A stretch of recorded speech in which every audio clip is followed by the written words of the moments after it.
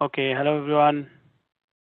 So today is the last session, and we are going to just start with random forest example. Then we'll immediately start with clustering, and we'll do k-means clustering and hierarchical clustering, and also DB scan if we get time. Otherwise, I will share the notes for DB scan, and then we can go to those advanced topics, right?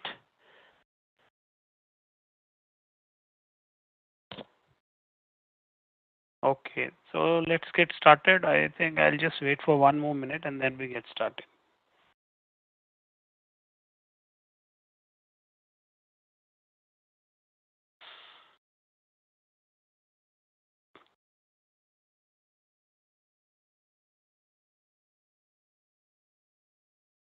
In the meantime, I'll just my RStudio got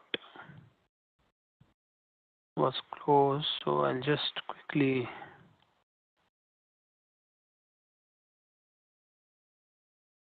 run my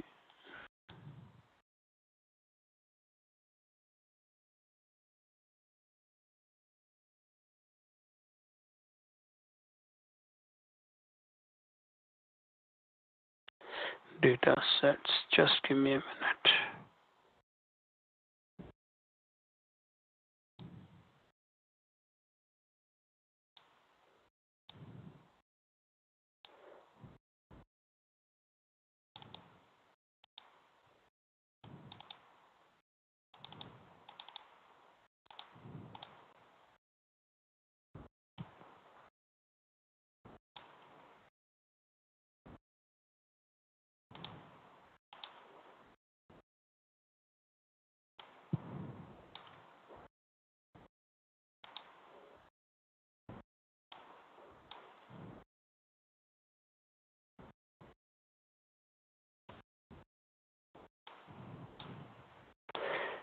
Okay, so yesterday we had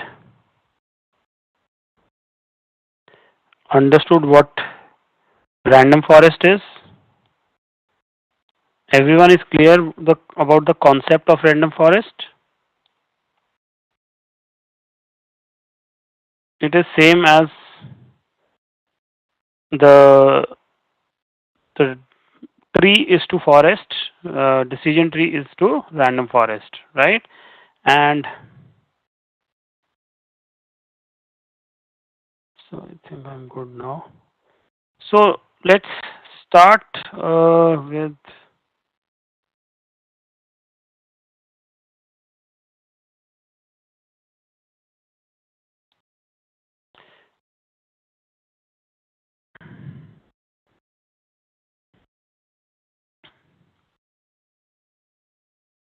Okay, so random forest, quick recap.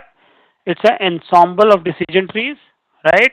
Ensemble simply means combining multiple models. Thus, a collection of models is used to make up the final decision or prediction, and it's a definitely a supervised learning algorithm which is used uh, widely used in classification and regression both. It's more robust than decision tree as it involves many decision trees to take the final decision. Okay, so and it also undertake this is fine. On the lighter note, this is also fine. So we either take the decision based on majority voting or averaging the predictions, right? So if the my dependent variable is categorical, I'll go with majority voting. If my dependent variable is continuous, I'll go with averaging the predictions of from different trees. Okay. Okay. So let's quickly go on to R, and we are going to continue that same data set. So in case you have also closed your data set, right? Because we are going to continue with the same data set, train split. So take a minute and run. Make sure this train split is, you have run till this train split. Okay, quickly, I'll give you 1 minute. Just make sure this train split. Yeah, you've done this cross validation till train split. Okay, and make sure before this you run this cross validation, you have already made these factor variables. Otherwise, you will not be able to, I mean, you will get an error message because this left has to be a factor variable. Make sure you may do convert these, all these four to factor variables. So let's do this. I'll just guide you one by one because there are a lot of, we are going to redo some, or you can just run those codes, right? First, import this file quickly and keep responding. Otherwise, I will not know whether you are with me or not. I'll import this data set, name it as HR data set. Then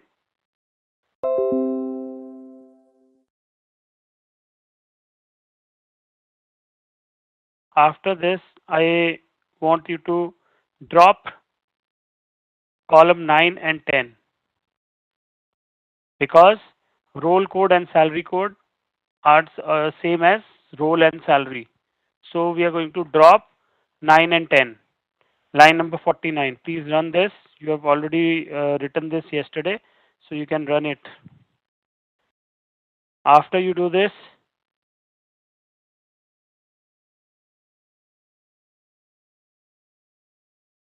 this is just, we are just checking it. Attach,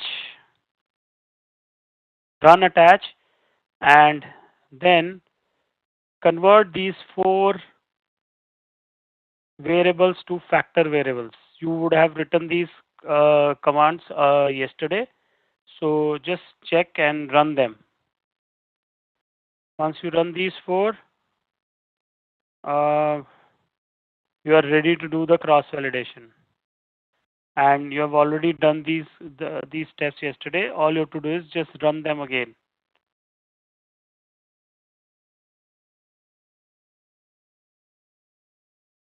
And then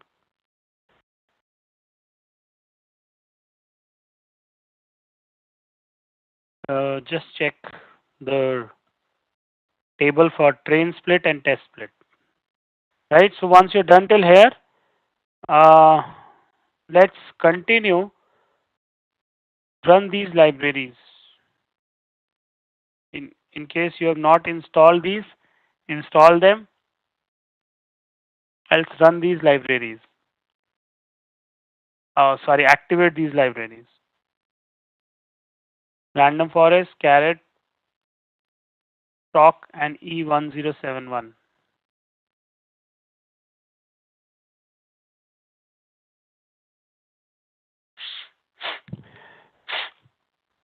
And once you're done till 159, line number 159, let me know.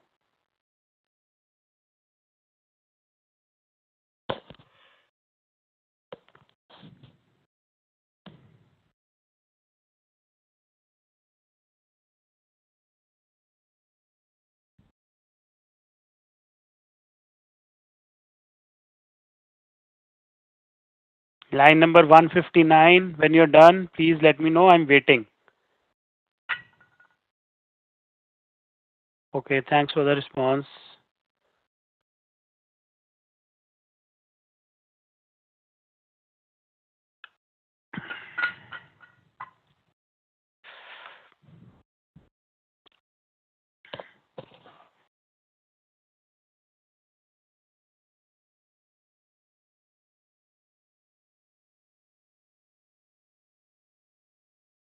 Few more confirmations.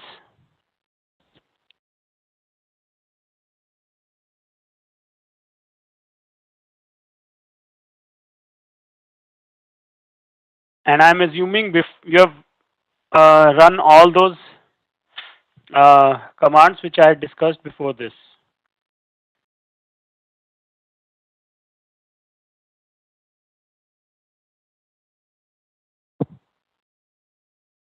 Okay, once you're done this, now we'll create a random forest model and name it as model RF.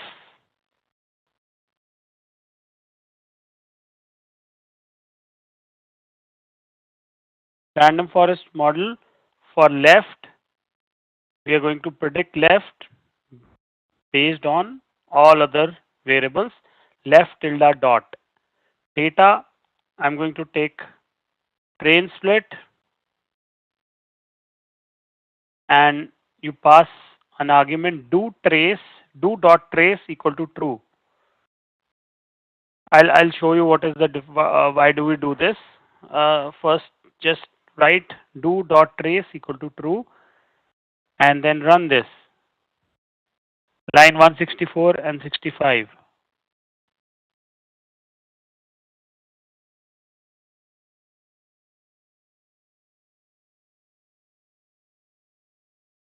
When you run this, you can see 500 trees were created, and when you run this 500 trees, you can see OOB. This is out of box error. I'll discuss what is this. This is basically the error rate of the first tree. Okay, then error rate of the second tree. So out of bag error. Now what happens in random forest is that when it picks from this train data, it does not pick the entire sample, right? It does not pick the entire sample to create a decision tree. It randomly picks a sample and then create a tree, right? So this is the error rate of the first sample, right? And then it also, what it does is it uses that sample, sample on which the tree has been created, and it predicts, use that tree to predict the outcome on the sample that was not used, right? And then the error rate is recorded. Okay, so this is called out of bag error. When you train each tree in random forest, you will not use all the samples. So for each bag, it uses those unused samples can be used to find the prediction. So basically, within each uh, each decision tree within the train data, it already you can say tests the accuracy of the random for of the tree, right? Error for that particular bag is called out of bag error. Out of bag error rate then can be obtained by averaging the prediction of errors of all the bags. So this is done 500 times, right? And then you come up with the average uh, error for the random forest. And you will notice the error for the random forest when we'll calculate the misclassification rate, right? You'll see confusion matrix and misclassification rate. You'll see that the error rate is quite less because it is an ensemble method, right? Okay, and this error rate is yeah, split into 1 and 2. uh, it is telling you the whether for how much is the error rate of uh, the first outcome and the how much is the error rate of the second outcome, means those who left and those who not left, how much the first tree is giving you error in 0. 0 means those who have not left, and 1 means those who have left, right? Is that clear? What is this out of bag error? Is this clear, everyone?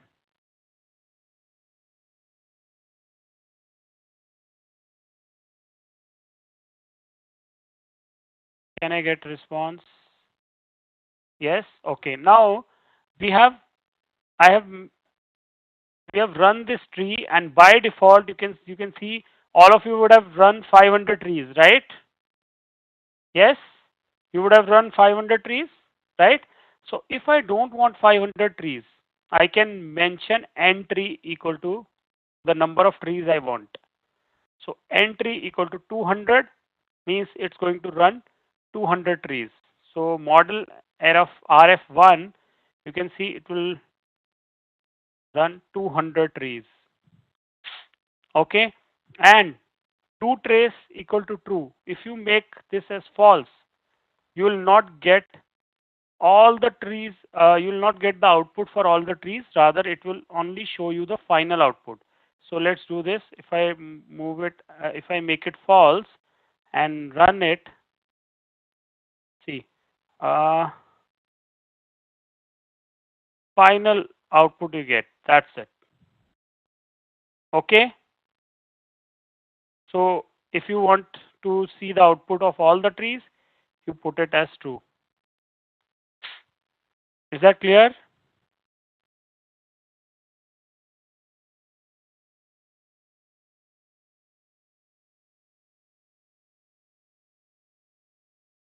Once you're done till line number 175, let me know.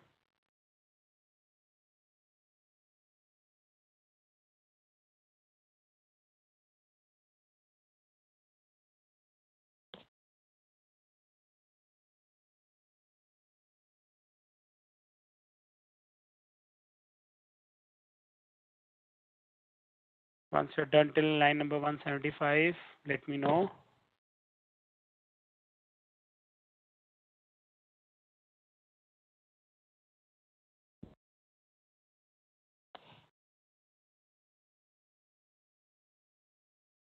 Okay.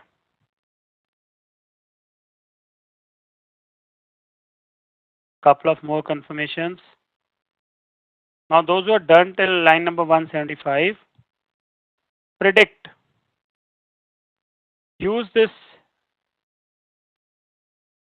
model RF. I'm using RF, which is for 500 trees, and I'm predicting the, trying to predict the output on the test data. So if I do this,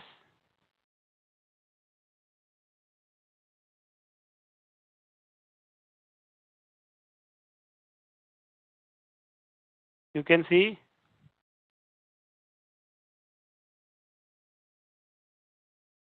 how the output has been generated.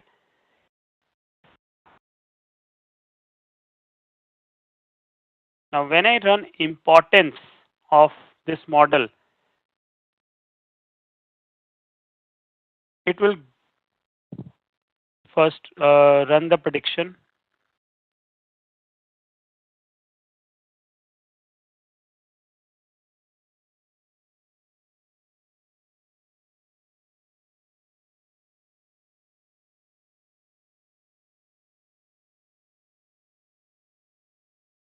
So this importance shows you which are the most important variables that are used. And if you can recall, even in our decision tree, satisfaction level was the most important, was the variable that was used twice. And then number of projects was used, right? And you can see satisfaction level, then number of projects, right? So mean decrease Gini is basically higher the Gini, but more important is the variable, right? So you can see satisfaction level and then number of projects are the two most important variables. And if you can recall yesterday also, in our decision tree, we were using these two variables, right? So these are the most important variables, and I can plot these.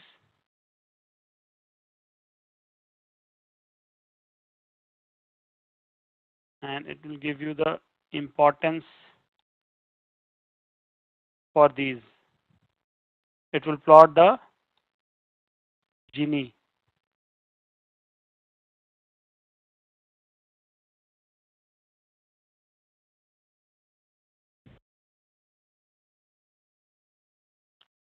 And once you have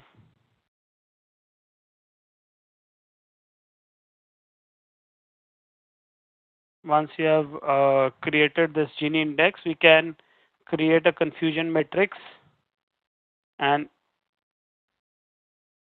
using the command confusion matrix, and within that I am creating a table, and you can see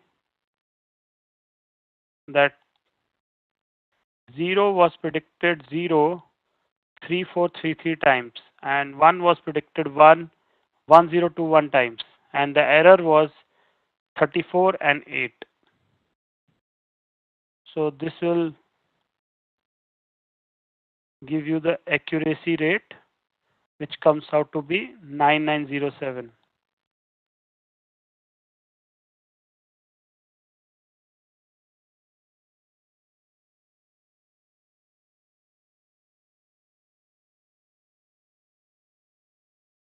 So quickly do till 203. Once you're done till 203, let me know. Just type 203 in the chat window.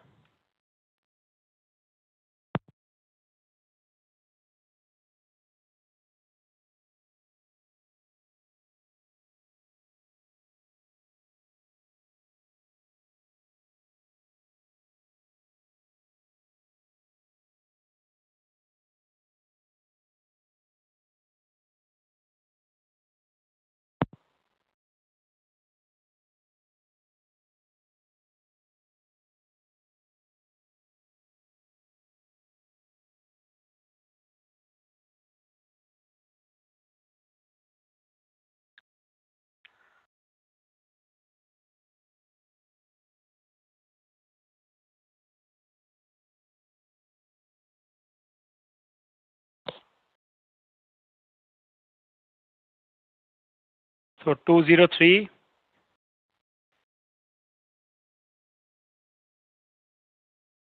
Once you're done till 203, let me know. Okay, so what is your accuracy coming out to be? Would be very high.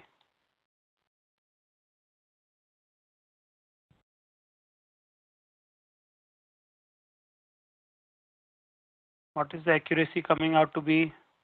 Just want to know how much, in what range are you getting the accuracy? 99.13. So very, very high. Others, can some of you tell me your accuracy rate? So you can very well see what was the accuracy rate when we ran our decision tree. I think it was comparatively very low, right? I don't remember, but it was low. I think some 92, 93%. I don't even remember. But definitely with random forest, because it's an ensemble method, the accuracy rate is very high.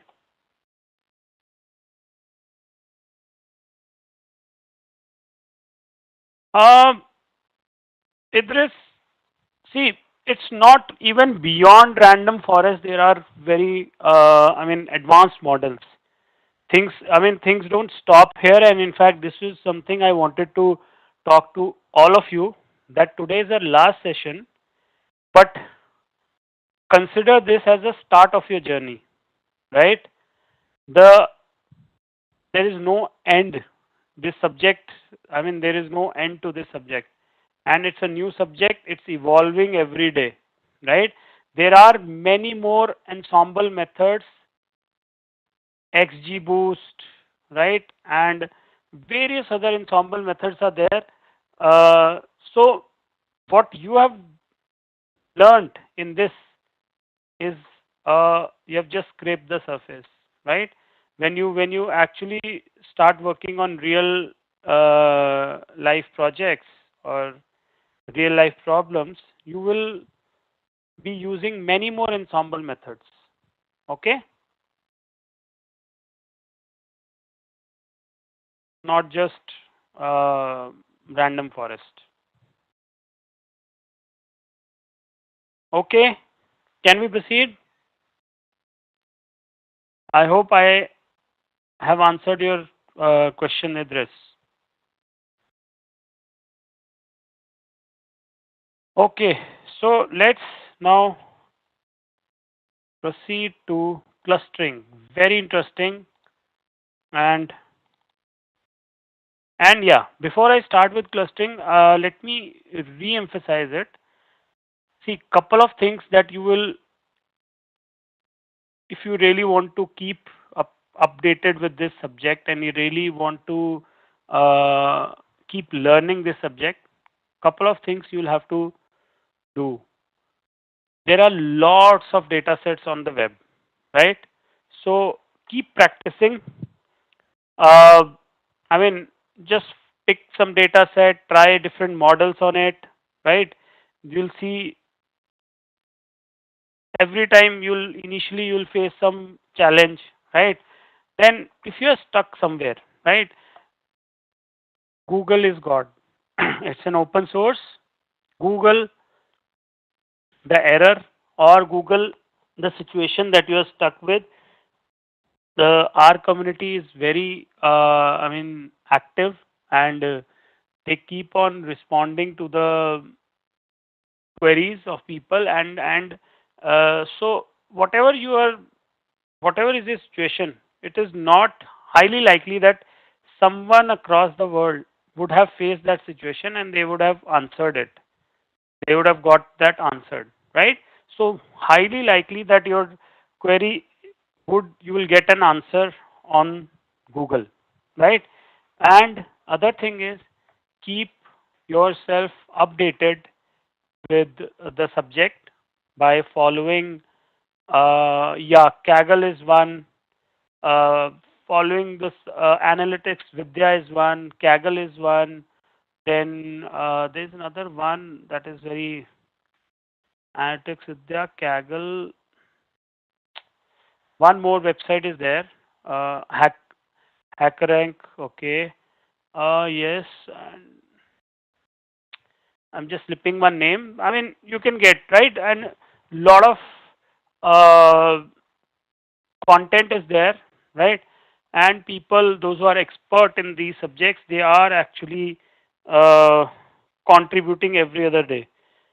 Sample Superstore, it's a data set, yes, but I think that's a data set you can use for data visualization, but not modeling.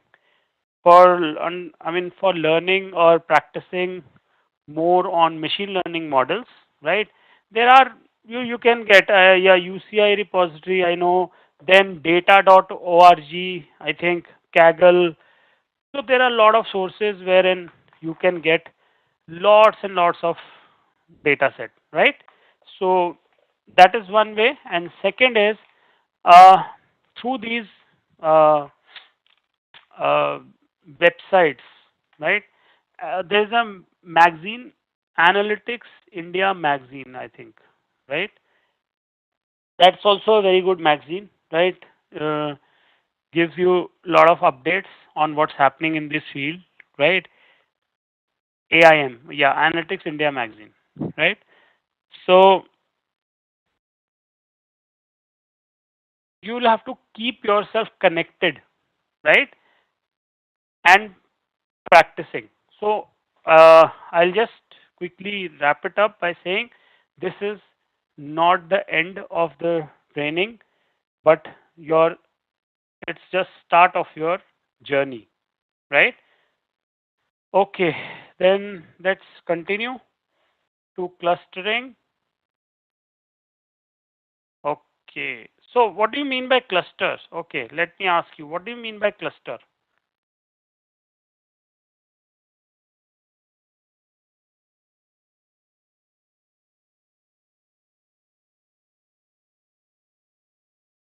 What do you mean by cluster? It's a group. Yes, correct. It's a group. Okay, interesting word. Clubbing, right?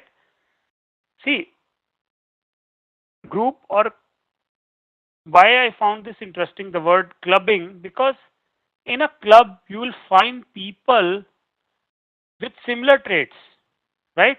And that's what clustering is all about. It's a group of data points or group of observations, right, which are having similar traits. Okay, that is very important that they are having similar traits. Okay, that only then they are clustered based on some parameters or some features which are common to them. Okay, and it's a unsupervised learning machine learning model. It's an unsupervised machine learning algorithm. Clustering is the task of dividing the population or data point into number of groups such that data points in the same group are more similar to that data points in the same group, similar to the data points in the same group than in other groups. Okay, in simple words, the aim is to segregate groups with similar traits and assign them into clusters, right? So when you have your data, which is you don't have prior classification, right? That's why clustering is unsupervised. You don't have any prior classification. Now clustering works like it works on real time data, right? It starts working, it start comparing the features and start creating clusters, right? And so you don't have any predefined cluster names to the with the data. That is why you do not have any dependent variable or output variable. Okay, hence it's an unsupervised machine learning. Example of clustering: suppose you are a head of a rental store and you wish to understand preferences of your customers to scale up your business. Okay, is it possible for you to look at details of each customer and devise a unique business strategy for each of them? Now, what is it saying? You are a head of retail store, right? And you have groups, sorry, you have customers, and is it possible now each and every customer has their own preferences, right? Right, each and every customer has their own preferences. Let's say there are 10,000 customers. You are expected to visit the store in the last month, or they visited the store in the last month. Do you think you can come up with a promotion strategy or a unique strategy for each one of them? Do you think that is possible? No, right? So what you can do is best is you can classify them, you can group them into maybe 8 or 10 clusters depending on let's say their spending power, right? The choice of products and various other, right?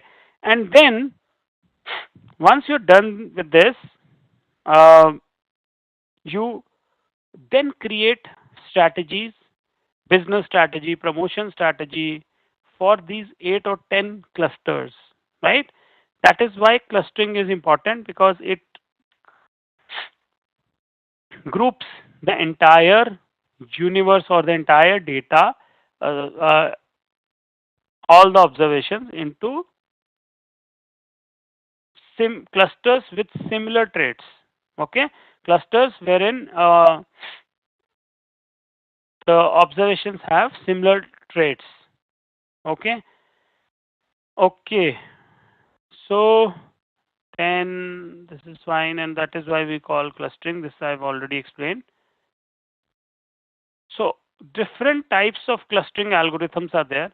Connectivity models, prototype based clustering, or centroid models. These are centroid models. Connectivity models are known as, the example is hierarchical clustering. We'll do hierarchical clustering. We'll do centroid based model, which is k-means clustering, and then we'll also do density based, which is dbScan. Okay, so three models we are going to do. Okay, application of clustering, recommendation engines, market segmentation, social media, social network analysis, search result group, medical imaging, and this list is very long. It's not an exhaustive list. In all, anomaly detection, image segmentation, right? These are just handful use cases of clustering. Okay, next. Yeah. So what we are going to do, we're going to start with k-means clustering, hierarchical clustering, and then dbScan clustering. Okay. So let's start with k-means clustering. What is the difference between classification and clustering? Okay, both are almost the same. No. Classification, see, classification is the first and the most, you can say, major difference is classification uh, is, first of all, there are various classification algorithms, right? Like, and mostly classification algorithms are uh, supervised learning algorithms. Just just recall the algorithms we did in classification. All are supervised. Logistic, right? We did logistic, decision tree, random forest, KNN, SVM, and naive All of these were supervised, right? Clustering is, you don't know initially. I mean, we will do in k-means clustering. We do divide. We do mention k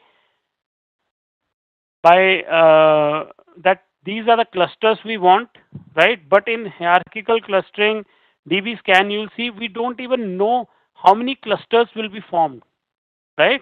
It will, so I don't know. And second important thing is, in classification, uh, you your data, you have a label data, right? Here you do not have any label data. You have a outcome variable. Here you don't have an outcome variable. Okay, right? Clustering, you have just given, you are given data points, and it's the algorithm start working live on it and creating the clusters. Okay, so is that clear? Okay, so what we'll do is we'll start with k-means clustering. Okay, so k-means is an iterative clustering algorithm that aims to find the local maxima in each iteration. The algorithm works in 5 steps. Let's understand the 5 steps, and with the help of this example, the first step in k-means is to define the k, right? Desired, that is, k here means, here k means the desired number of clusters you are expecting, right? You want the desired number of clusters that you want. That is called, that is the k. Okay. So we first define the k. Let's in this example, let's say this is our data that is to be clustered. This one. Okay. So 5 data points, and I want to create 2 clusters from it. Okay. In this 2D space. Randomly assign, now first is define K. Now randomly assign each data point to a cluster. So you just you have decided, you have pre-decided that you will create 2 clusters. So you randomly assign any data point to any cluster, cluster 1 or cluster 2, right? And you can see in the first picture, we have randomly assigned these 3 points as one cluster and this as second cluster. This is done randomly, just. Okay. Now, once you've done this, let's assign 3 points in cluster 1 showing red color and 2 points in cluster 2 showing gray color, right?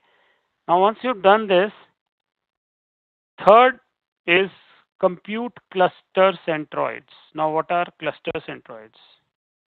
The centroid is the center point of the cluster, or the middle point, you can say, right?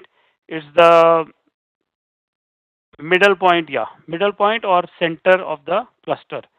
So once you have assigned uh, the data points to cluster, you will calculate the centroid of these clusters. So centroid is calculated, uh, see, in this 2D plane, you would know the coordinates of this point, and this point, right? So when you know the coordinates, x and y coordinates for these 3 data points, what you will do is, uh, you will find the centroid. How do you find the centroid? This is an example. For points A, B, C, this is an example, right? Where A is 20, 24 on x and y coordinate, B is 30, 31, and C is 34, 20, right? Centroid of this these 3 points will be simply adding the x coordinates, dividing by 3, adding the y coordinates, dividing by 3. So this will give you the centroid of the cluster with 3 points A, B, C. Is that clear? Is this clear? How do you calculate the centroid? Yes? Yes, it's the average. Idris, you are right. It's the average, right? So for these red points, this red cross is the centroid. For these white points, this white cross is the centroid. So I am repeating the first 3 steps. First, define K. Second, randomly assign each data point to one cluster and the remaining data points to second cluster. After you do this, randomly assigning the points, calculate the centroid. Once you have calculated the centroid, now based on this centroid, you will, based on the nearness to the centroid, you will again recluster them, right? So, for example, reassign each points to the closest cluster centroid. So, this point, this first red point is closer to which centroid? Tell me, red or white, red or gray? Red, right? So it will be classified under red. This second is closer to which? Red or gray? Red. Third is closer to gray. Uh, Fourth is closer to gray. And fifth is, of course, closer to gray. So now what we have done is we have been able to reassign them to 2 different clusters. Okay. Now I'm going to recompute cluster centroids again and do that same thing again. Now this this activity this activity is going to stop if there is no change in any data points. They are not moving from one cluster to other, right? If any one data point moves, this procedure is going to keep on continuing. But when there is stability and no data points change its cluster, this process is ended. Okay, is that clear? And those becomes your final clusters. Like you can see, I have recomputed the cluster centroids. So this is my new cluster centroid and this is my new cluster centroid. Now again, I will check the nearness, right? For this and this, the nearness is for red cross, and for these three, nearness is for gray cross, right? So accordingly, there is no change in the clusters, hence the process will stop. Similarly, we'll repeat the fourth and fifth step until we reach the global minima, when, oh sorry, global optima, when there will be no further switching of the data points between the two clusters for two consecutive repeats, right? It will mark the termination of the algorithm if not explicitly mentioned. Is that clear? K means everyone?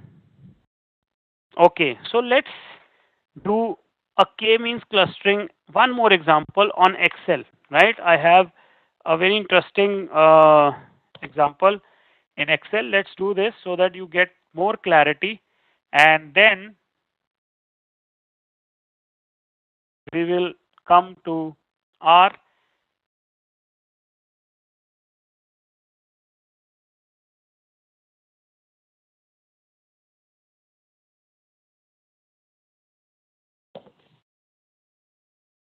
Okay, so these are just very simple examples on clustering. Um, we'll leave this. This you can do on your own, right? K means this is very interesting, right? So assume ABC store wants to see on which days the two products X and Y show good sales and which days they show bad sales. Okay, so you have ABC store, you have two products, and you want to see on which day they have shown good sales and which day they have shown bad sales. So you want to cluster them, the days, based on the sales. Okay, so these are 5 days, X and Y products, right? So first step, what do? You randomly assign, first randomly pick 2 points as centroids. Okay, so okay, before that, first we choose the K, right? So I'm going to choose K as 2. Okay, means I'm going to divide them into two clusters.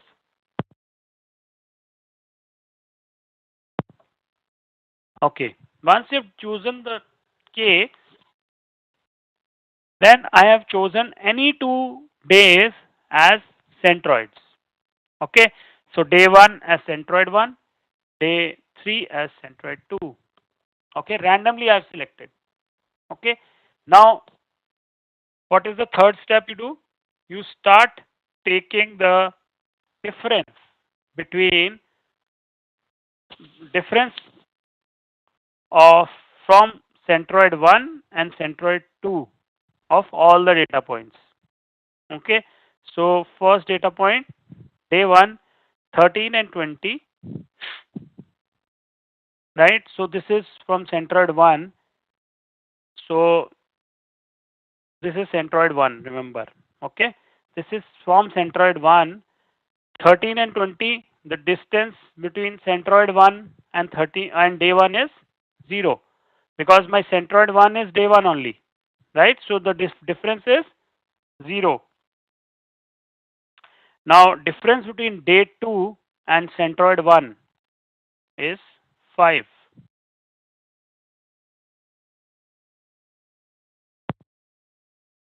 Is this clear? Then I calculate this difference for all the data points from centroid 1 and all the data points from centroid 2. Now what do we do next?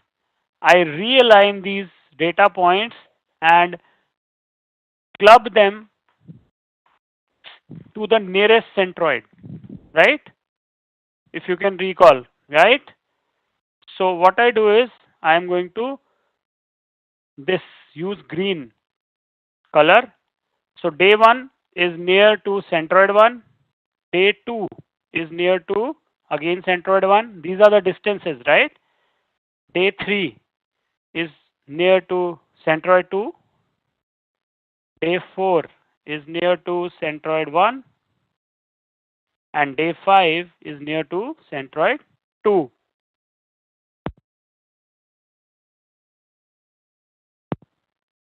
Is this clear? So now my new clusters, now my clusters become 1, 2, and 4. They fall in first cluster, and 3 and 5 fall in second cluster. Is this clear? Right? So next, what we'll do is I'm going to calculate the new cluster centroids, right? And what is the formula for centroid? X plus x1 plus x2 plus x3 divided by 3, y1 plus y2 plus y3 divided by 3.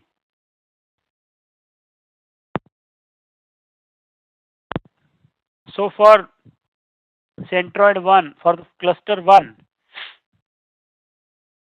it comes to be, see, average of 1, 2, and 4. This becomes your x coordinate. And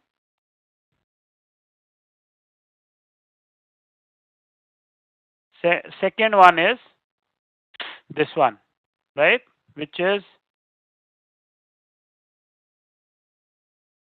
the average of the y coordinates, right? So this becomes your centroid for cluster 1. And similarly, this becomes your centroid for cluster 2. Is this clear? Now you have new centroid points. Now you again, for all the 5 days, calculate the distance between the centroid point, right? New centroid 1 and new centroid 2. Calculate this distance and from day 1, and then from day 1, day 2, day 3, day 4, and day 5, and then again use that same process, nearness to the cluster centroid, to realign them.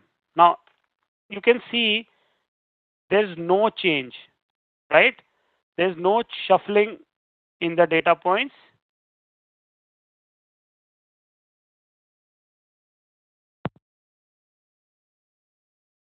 So should we proceed further?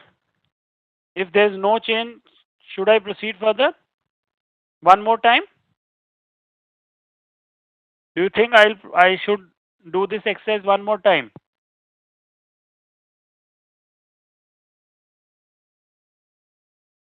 Are you getting what I'm saying?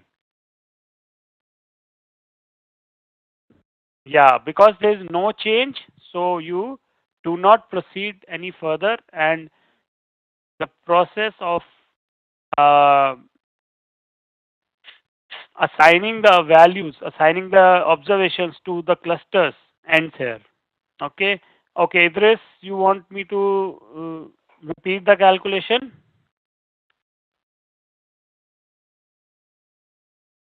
Okay, I'll quickly repeat. I know it's slightly tricky in Excel, but since you know this, right? Since I've discussed this, it's easy to understand it visually, right? It's the same thing, but I've just uh, made this example in Excel. Okay, Idris, see what is the first step when we have 5 days, right? And I want to classify or cluster them into two clusters, these 5 days. Okay, for these 5 days you have X and Y, sorry, you have X and Y coordinates, right? So first is I am going to define my K. It's K means clustering, right? So first I am going to define my K. And because it's a very small example, I take K is equal to 2. Okay.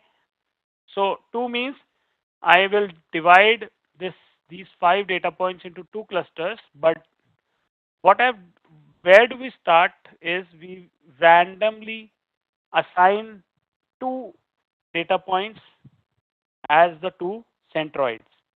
So you can see I have taken day 1 as centroid 1, day 2 as centroid 2. Is this clear, Idris?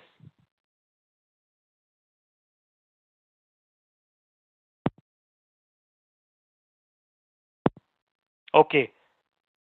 Once you have assigned these two centroids, if you can recall what is the next step you do, you start noting the distance between each data point with centroid 1 and centroid 2. Remember, visually if you see, what did we do? I calculated each data point which is the nearest, right? Which is the nearest to the centroid, and then I realign the data point to the nearest centroid. Okay, that is what I'm doing here also. Is that clear? If this is my first uh, centroid and this is my second centroid, sorry, this is my first and this is my second, right? Day 1 is my first centroid, day 2 is my second centroid. I take the difference of all the data points from centroid 1 and centroid 2. So you can see day 1 which is 13 by 20 and my centroid 1 is also 1320, right? So difference becomes 0. Similarly, day 2 is 1415, my centroid 1 is 1320. Difference comes out to be 5.1, right? So if you can see here 1320 and 1415.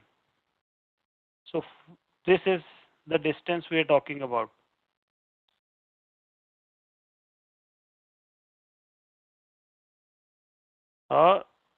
This distance.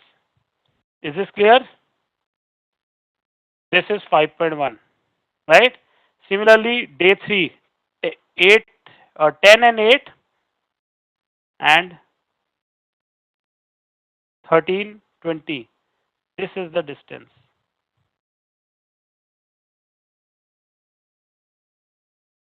Is this clear? Idris, can I proceed?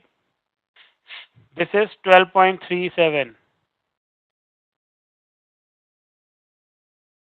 Okay, so you have calculated the distance between centroid 1 for all data points. Similarly, you calculate the distance between centroid 2 for all the data points. Then you realign these data points to the nearest cluster. So between this and this,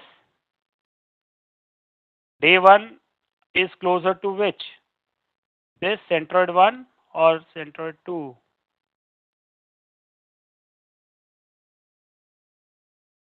And once you have realigned, you can see green color. Day 1, day 2 and day 4 are aligned to centroid 1. Day 3 and day 5 are aligned to centroid 2. Okay. Idris, is that clear?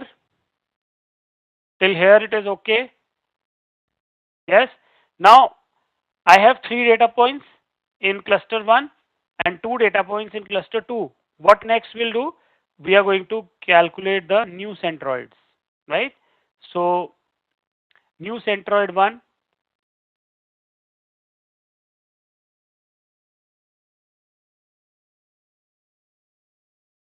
is calculated as the x1 plus x2 plus x3 divided by 3. Similarly, new centroid 1 y variable or y coordinate is calculated as y1, y2 and y3, that is 20 plus 15 plus.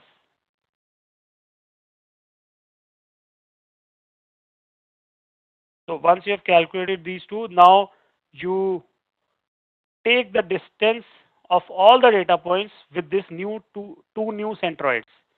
And if there is no difference now in the data points, there is no shuffling of the data points, it means you have finally arrived at the solution. That's the long process which happens at the back end. You don't have to do it. The purpose is only to explain. You don't have to learn these steps and remember it. Is that okay, Idris? Can we continue? Right? I know it's a long process, but you just have to understand it at a higher level that this is what happens, right? Nobody is going to ask you or uh, mm, ask you this process manually or ask you the calculations. Okay. Okay. So everyone with me. Uh, what I'll do is first let me share.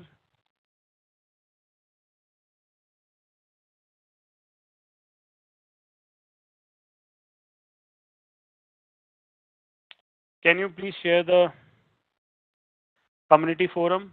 I think I've closed it. Link for the community forum, please.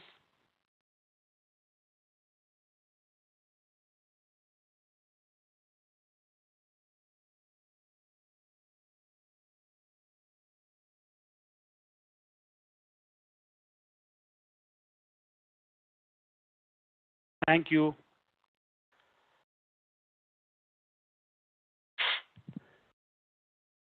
Okay. So yesterday I shared this clustering, clustering.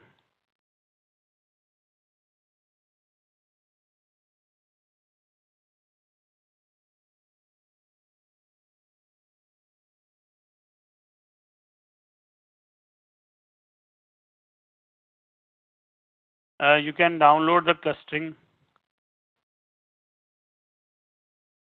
and once you have downloaded it,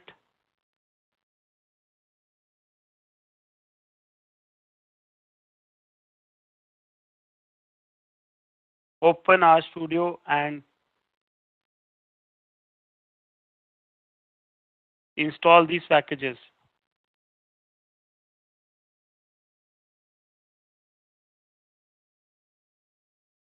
Cluster, package cluster, install these packages.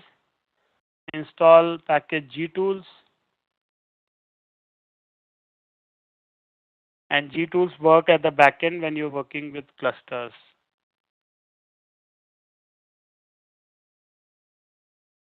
Okay, after you do this, activate the library for cluster and cluster as well as gtools. Quickly do it and let me know once you're done.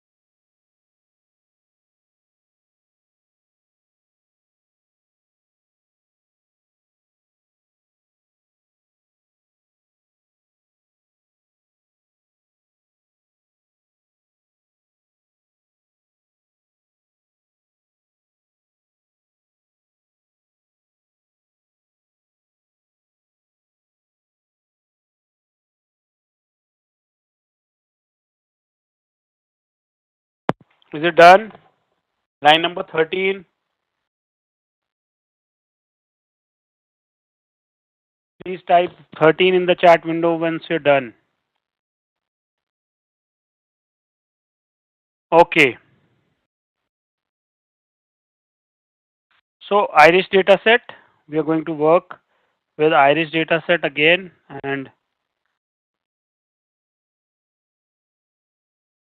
we know this dataset very well now.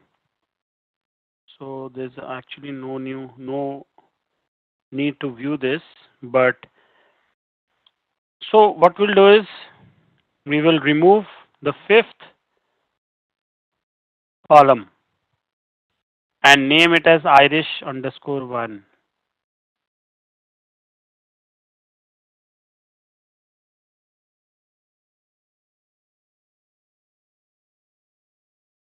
If I view this, I have removed the fifth column.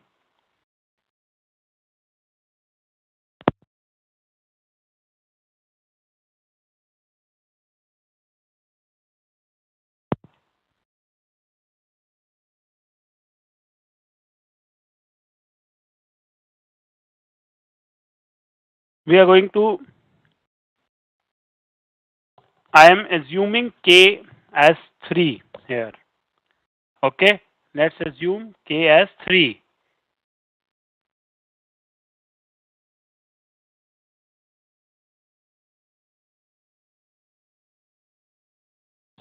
And will perform K means clustering. Notice that we are not splitting it into test and train.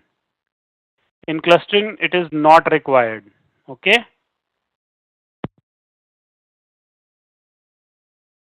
Because I don't have, this is not supervised learning algorithm. Okay. So I don't have any label data, or I don't have any dependent variable here. I have removed the fifth which was to be predicted. Okay. So I've removed that, and now I'm going to use K means clustering.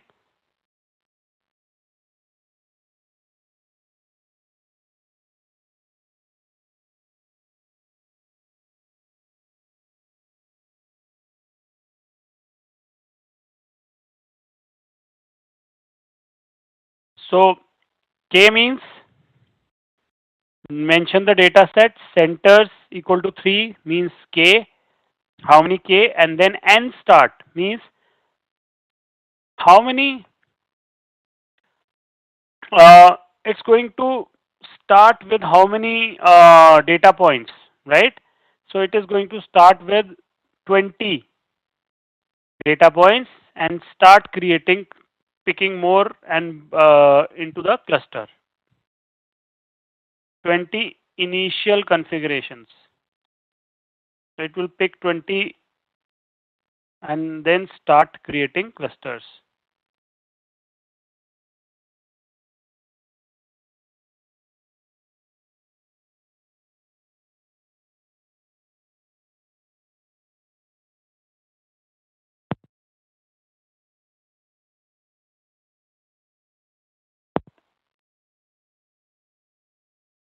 Okay, so once I run this, and this is just, okay, it has created the cluster. See, this is the output of K means clustering with 3 clusters of size 50, 38 and 62. So it has created 3 clusters. First cluster, these are the average sepal length, sepal width, petal length and petal width. Second cluster, and then third cluster.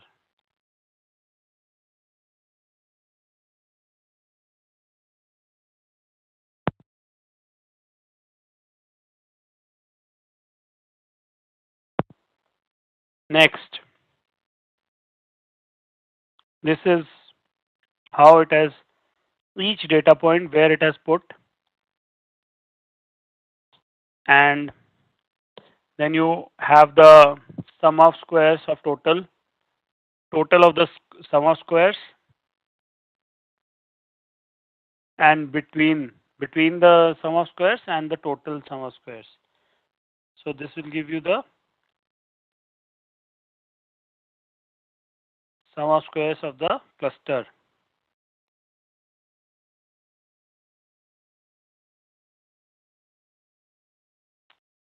And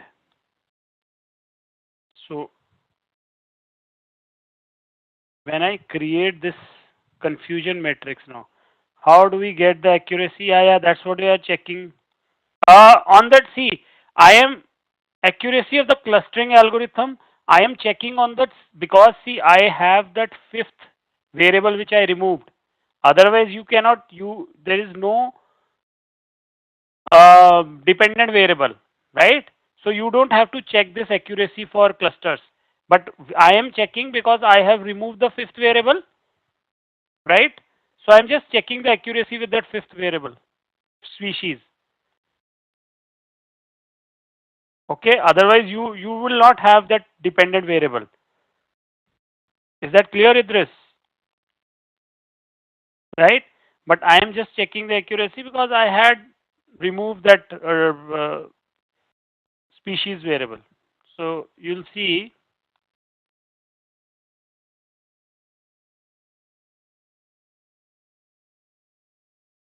that from this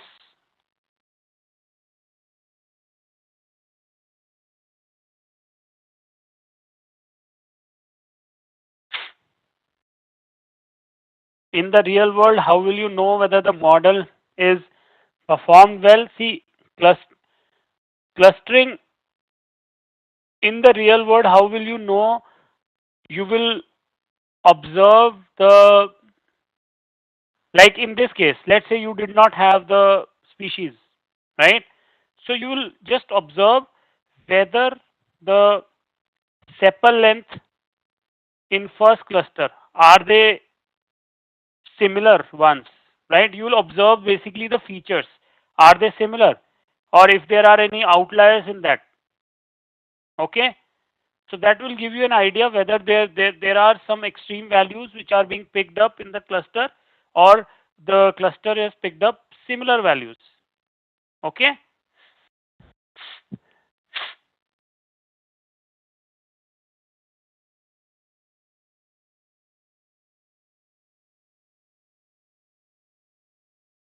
So accuracy for this accuracy rate of this clustering, though you will not calculate this for clustering, but it has come out to be like 89%, 90% you can say. 90% it has classified as, I mean, very similar to the uh, fifth variable, species variable.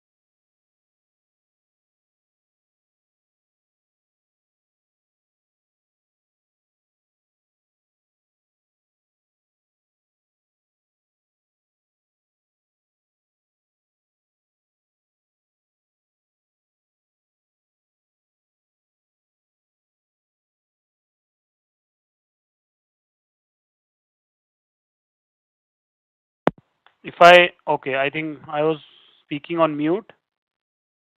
I'll repeat. If I run this line number 68 to 70, you will see These are the clusters that were created: black, green, and pink. These were the three clusters that were created. Okay, to know the cluster centroids, you can run centroids cluster dollar centroid cluster dot re dot dollar centroid, and then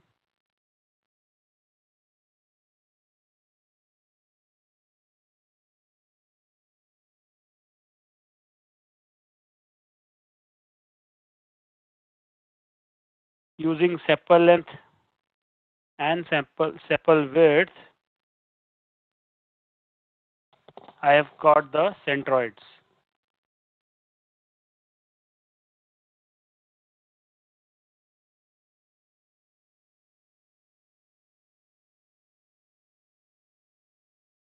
Once you're done till line number 76, let me know.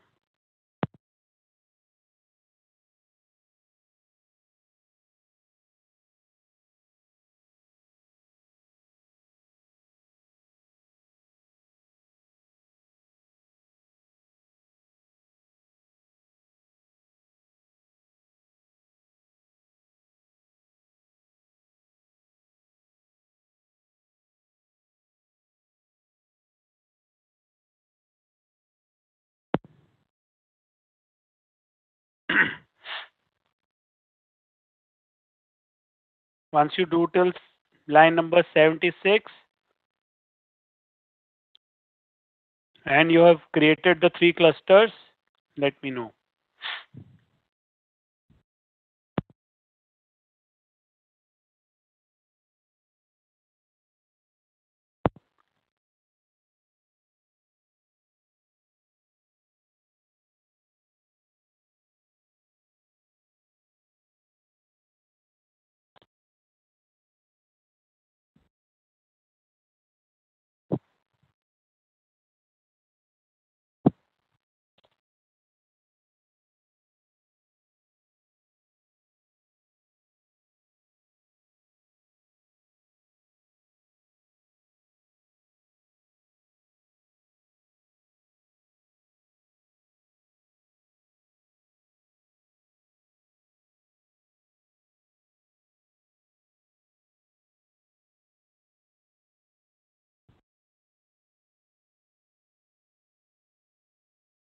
Let me know if you're done till 76.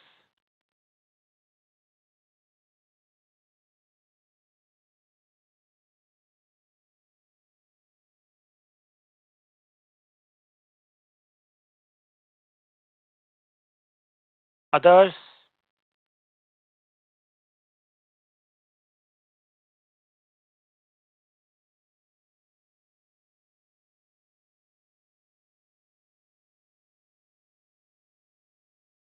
okay.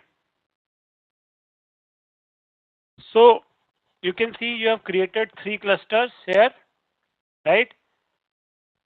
And now I am just plotting the centroids for these clusters here.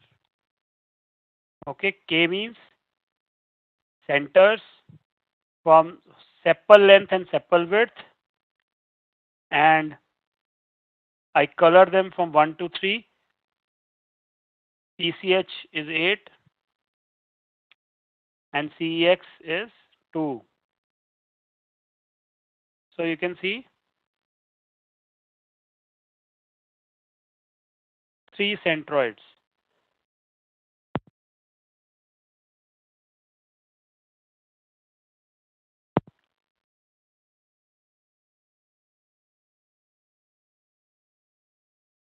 Create these centroids.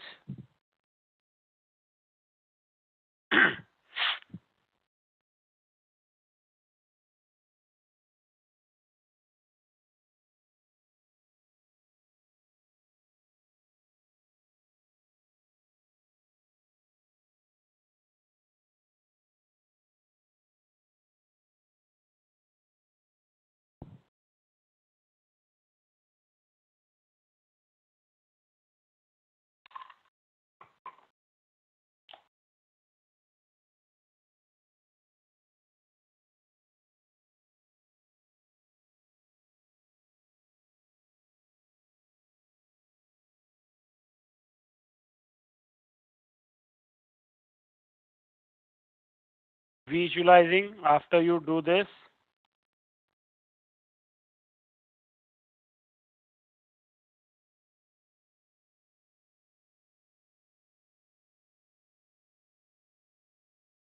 We are going to visualize the clusters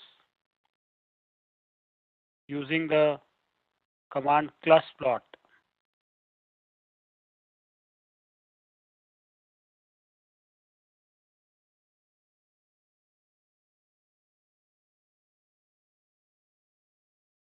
Using clustplot, wherein I mention this, I'll share this, right? It is giving lot of parameters are there. Shading will happen, colors will be there, labels will be there, plotting character.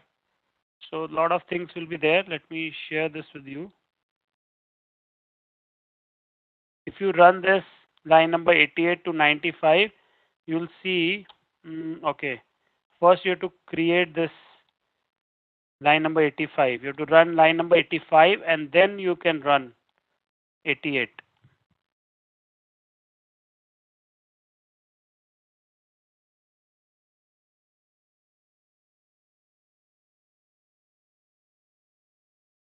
So this is going to plus plot. Okay, I did not wait.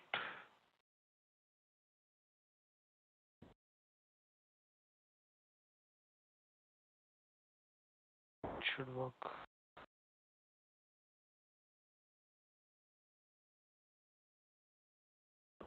Find plus plot.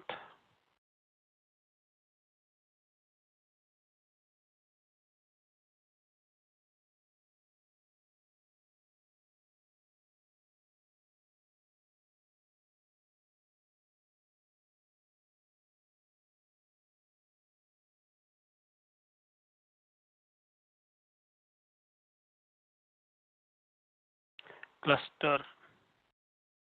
So I have run cluster. I don't know. Okay, now it should. There you go.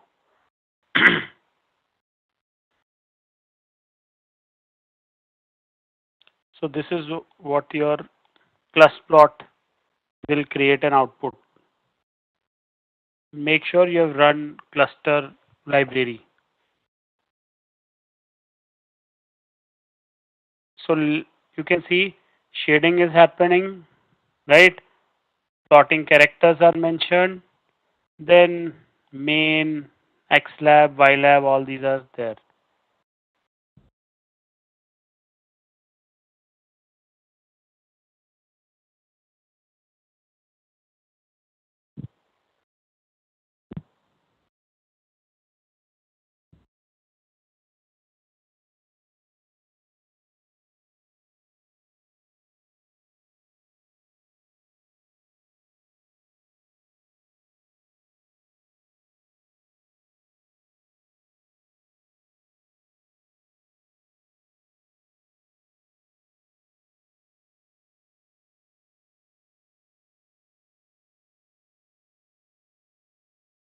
Once you have created these clustplot, let me know. 95, line number 95. Till once you're done till line number 95, you would have created this.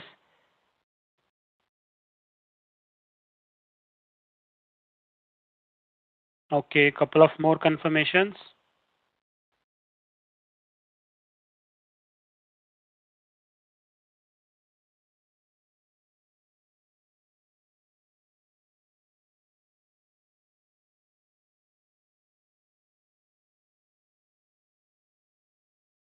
Okay.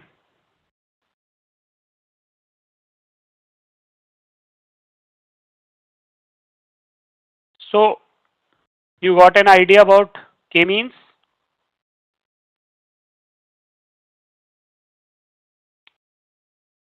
Now let's move to second clustering algorithm that we're going to learn is hierarchical clustering. Now what is hierarchical clustering?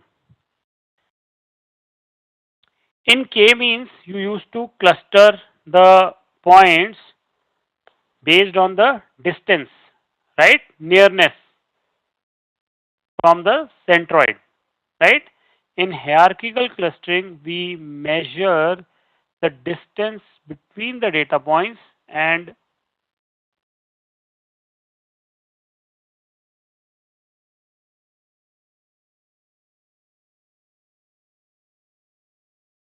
yes, so K means we were using distance between centroid and each data point, and then we were clubbing or we were clustering, right? In hierarchical clustering, as the name suggests, it's an algorithm that builds hierarchy of clusters. It is measuring the data point, it is measuring the distance between the data points, the nearness between the data points, between all the data points. Okay, so one data point will be, it will club with the most nearest data point, and they will become one cluster. Okay, I'll explain this process. This, remember this, what is this called? Where have you seen these lines? If you can recall, when we did heat map, dendrograms, I told you we will do dendrograms when, yeah, right? When I told you I'm going to explain you dendrograms when we do clustering, right? So now is the right time. I'm going to explain how, and it's a wonderful tool to for clustering dendrograms, right? We'll see this. So hierarchical clustering, as the name suggests, is an algorithm that builds hierarchy of clusters. This algorithm starts with all data points assigned to a cluster of their own, right? So what does it do? Let's say, let's take this example. Let's say there are 25 data points. So these are 25 data points. 9, 23, 17, 6, 11, till 25 points are there, right? And on the y-axis, you will see this is distance. Okay. Now, what does the, the algorithm do? It will start clubbing the nearest data points, right? So 9 and 23 were nearest, and this vertical height of the dendrogram,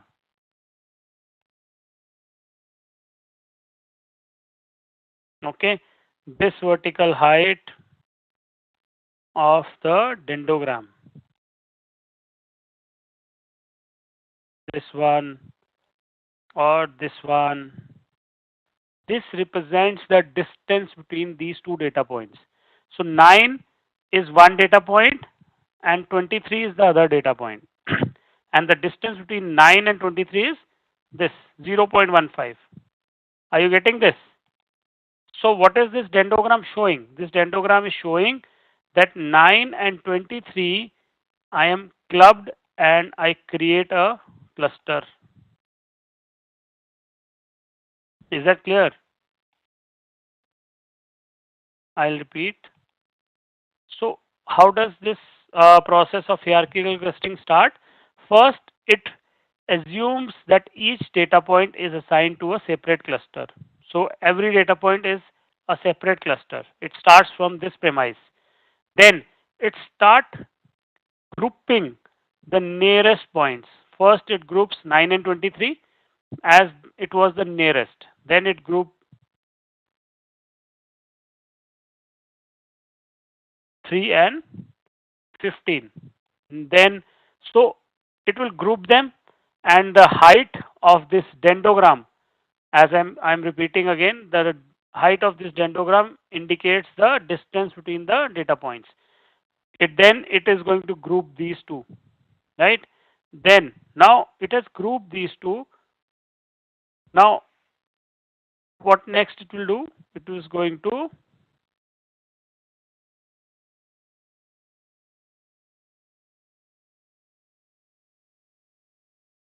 once it has done these three clustering, next it will see the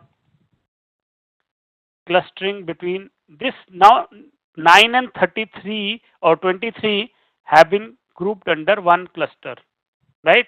Now 9 and 23 with 17, it's going to club these three of course based on the distance, right, under this. So from the smallest distance to the to the clusters with the longest distance or the greatest distance, it will keep on clubbing them, all of them. With the smallest distance, it will keep on clustering them, clubbing them, and then in the end, it will form all the data points. It is going to put it under one cluster.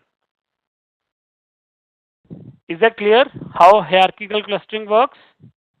And this distance, again I'm repeating, is not any random distance. This distance indicates the distance between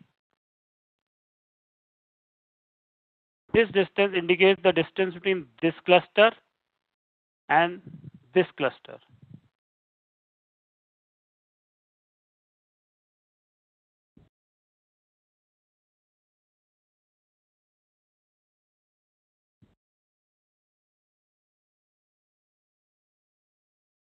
Is that clear? Dendrograms. Now, just take a minute. Are you able to analyze the dendrograms now? Yes? Okay, let's do this. I'll quickly read through this and let's see if you are able to understand it. The algorithm starts with all the data points assigned to a cluster of their own. The two nearest clusters are merged into the same cluster. In the end, the algorithm terminates when there is only one single cluster left. So this process, but what we have done, we we have started with the two data points which are nearest, and then we kept on clubbing, kept on clustering, and in the end we have clustered them all in a one cluster. But you must be wondering, where have we formed the clusters? Right here, I have just done a procedure, right? In fact, I have just put them, started from each data point in one cluster and then ended in clustering them under clustering all of them under one cluster, right? Now, the result of hierarchical clustering can be shown in the dendrogram. This is fine. At the bottom, we start with 25 data points, each assigned to a separate cluster. Two closest clusters are then merged till we have just one cluster at the top. The height of the dendrogram is at which two clusters are merged represents the distance between the two clusters in the data space. Till here it is okay. Now how do I find the optimal number of clusters when we are doing hierarchical clustering, right? Optimal number of clusters will be the clusters wherein I can pass two straight lines with the maximum distance. So if you'll see, without, I am passing two straight lines here with the maximum distance. If I'll see, I can pass two straight lines from here also, right? One and two, cutting across, right? But this distance is not the maximum. In this dendrogram, I can pass the two straight lines here, right? Between these. And if you'll see, so how many lines did it cut? One, two, three, and four. Are you getting it? The two lines with maximum distance. How many how many dendrograms it crossed? It cuts across. One, two, three, and four. So that is the optimal number of clusters. Is that clear?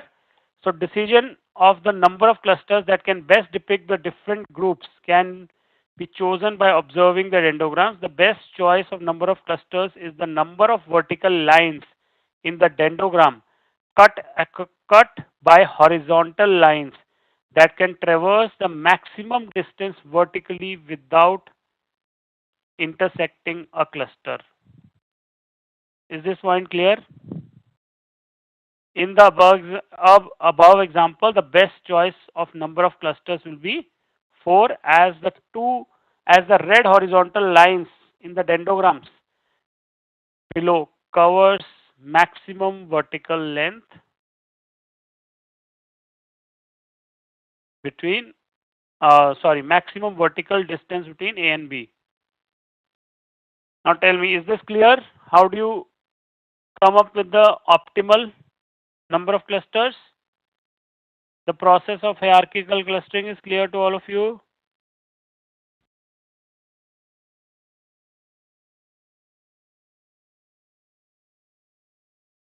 What about others? I've got only couple of responses. Any doubt, any question you have, you can let me know.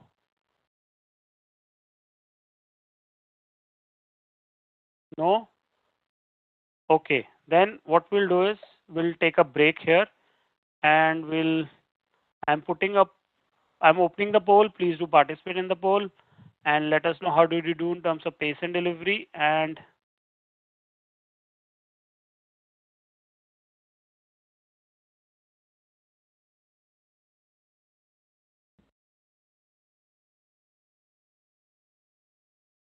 okay, the poll is open now and we'll take a break. I'm putting up a timer. Please do come back as per the timer, right?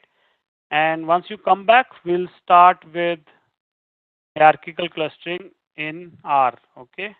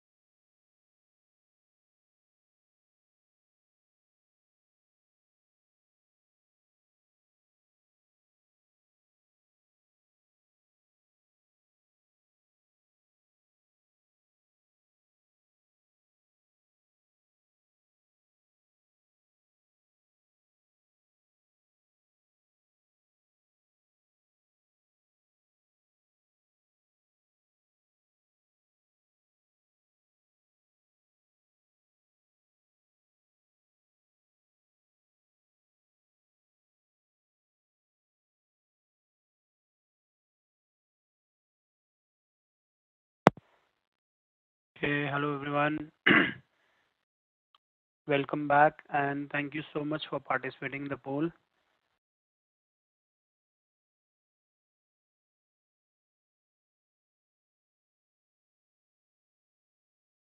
Please give me a confirmation if I'm audible to all of you.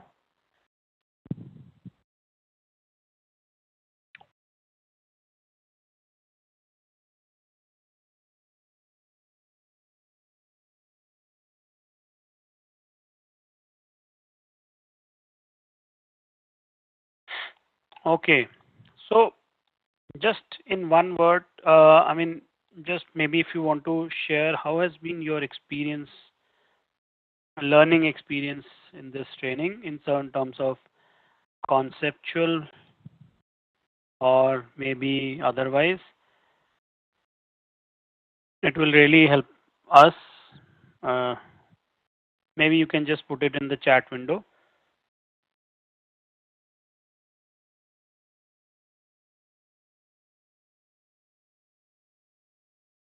How has been your journey till now?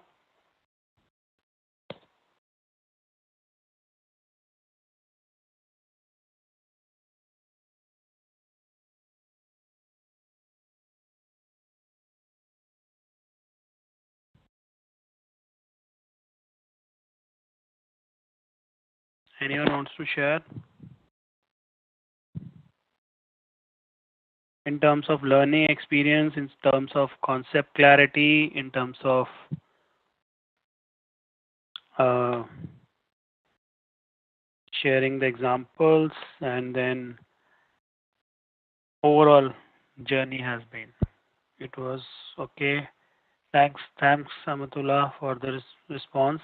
Others, those who want to share, you can just share it. I'll will continue. Right?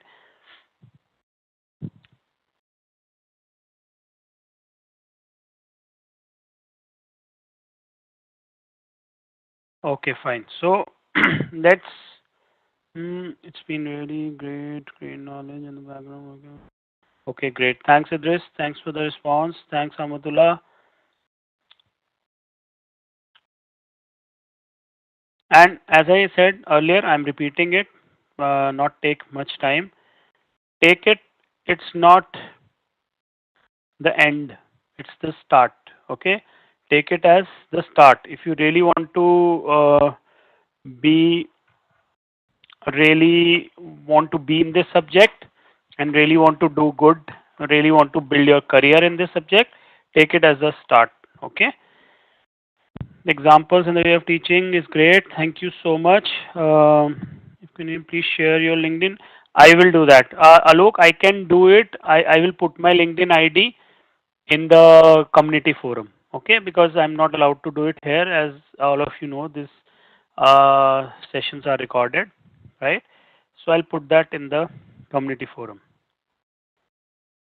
Okay, thank you everyone. Thanks so much. Appreciate all of your feedback and your most importantly participation. Right? As I said, participation. When you are participating, you are attentive, right? And subconsciously, your brain picks up. I mean, things sharply.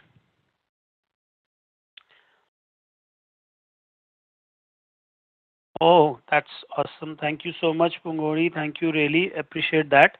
I hope I've been able to do justice to this and I've been able to add value to all of you and build a solid, I would say, build a strong foundation for this subject. Yeah, that was definitely my motto, and I start my training with this, especially this training. Especially with machine learning. If it was Tableau, it's easy, right? Tableau is pretty easy. Compared to you just have to learn the interface. The approach is very different. When you are learning Tableau, the approach is very different. When you're learning R or Python, machine learning, some of you might be going for Python as well. So make sure to just be out of the comfort zone. That is where you will be able to learn. Okay. Okay, great. So let's quickly Yeah, couple of more things before we proceed.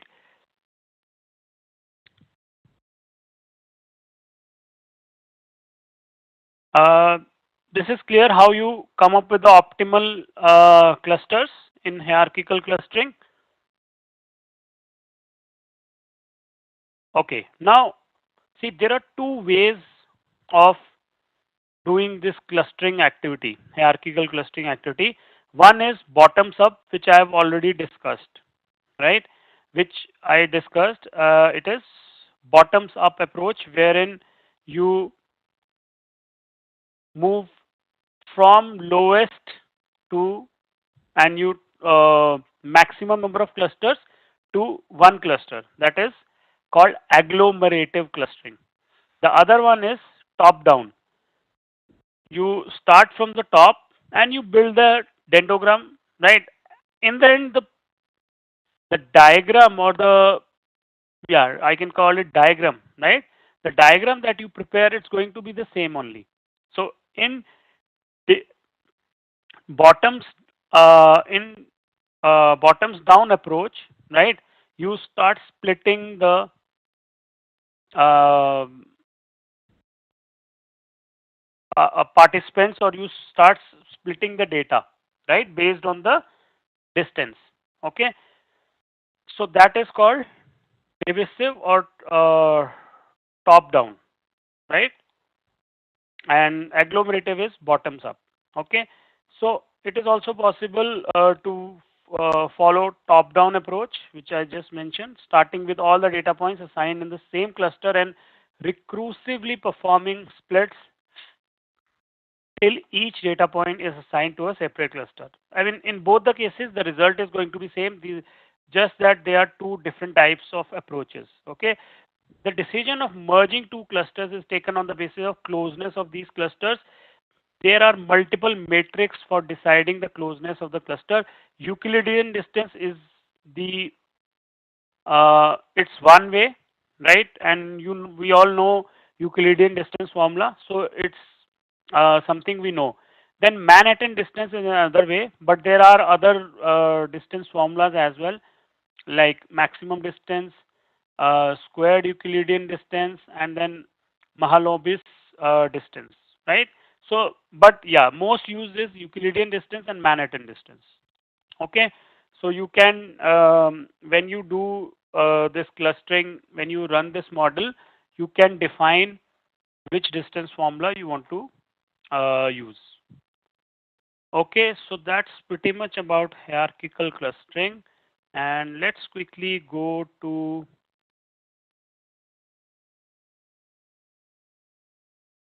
yeah, empty cars data.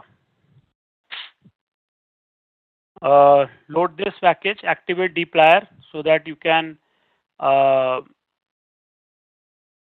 use empty cars. I think empty cars is from dplyr only. Okay, empty cars is the data set. It's not from dplyr, so I don't think you need to activate dplyr. Earlier, I think it was from dplyr, but anyways, right? No need to activate this dplyr. So empty cars dataset is what we are going to use.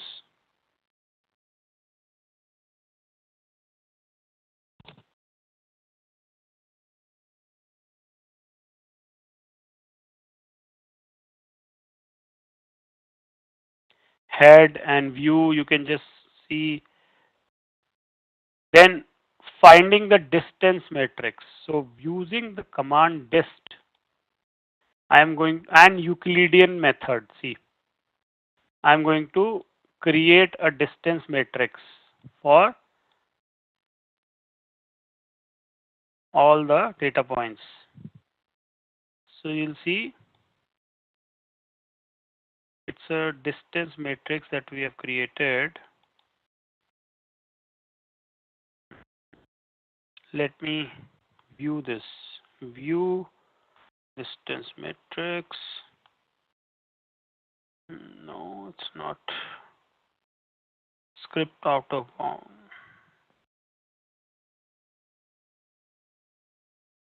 You can't view this.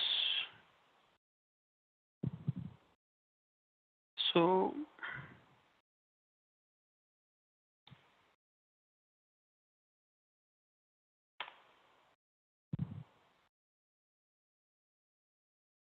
you can see this way, though it's not coming fully.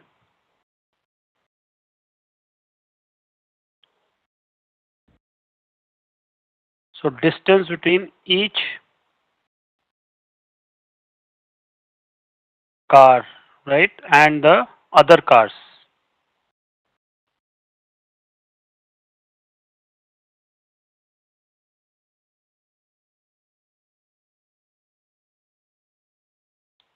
So this is just to understand that how the distance is, how much is the distance between different cars. Now we are going to set the seed and run hclust hierarchical clustering.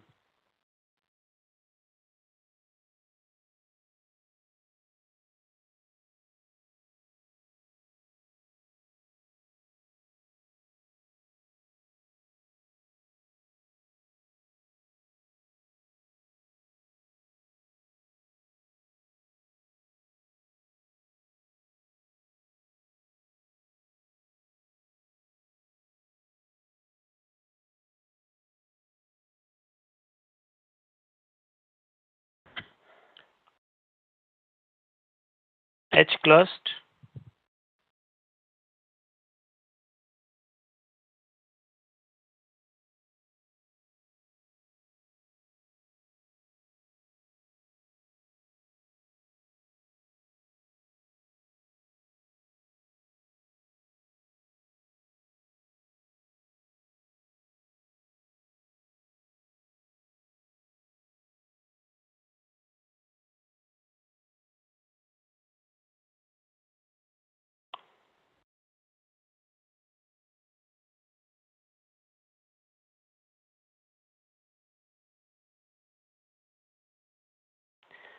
Once you run hclust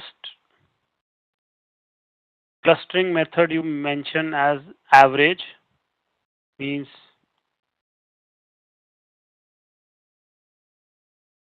the distance between the 2 points. You just take it as average. Then distance Euclidean, and when I plot this, you'll see this is how your dendrogram is going to plot for these cars based on the distance.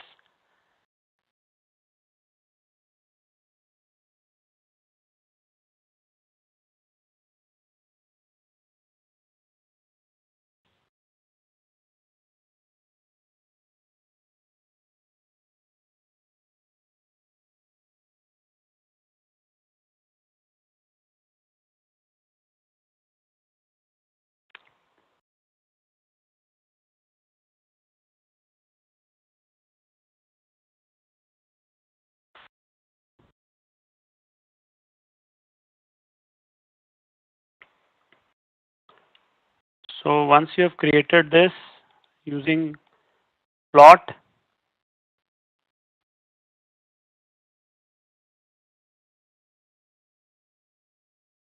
to choose the number of clusters, I can pass a line, and that line is like AB line, right? I'm passing this line at 110. H is equal to 110, because here I can see the maximum distance. Rather, I should be passing it at 100. Let me pass it at 108.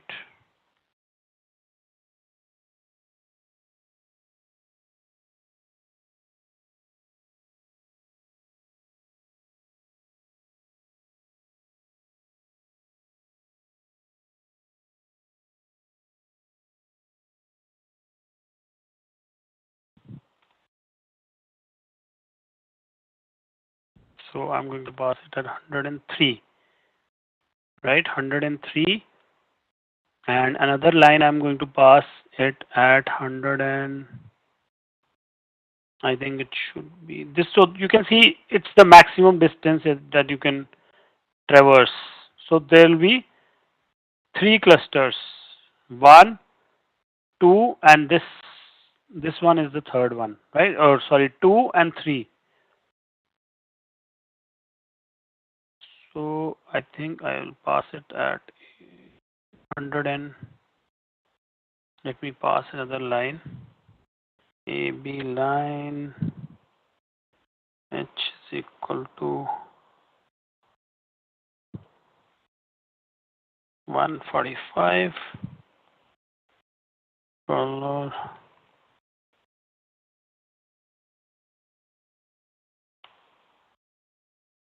Yeah. So this is the maximum line you can traverse, right? So number of clusters are going to be three.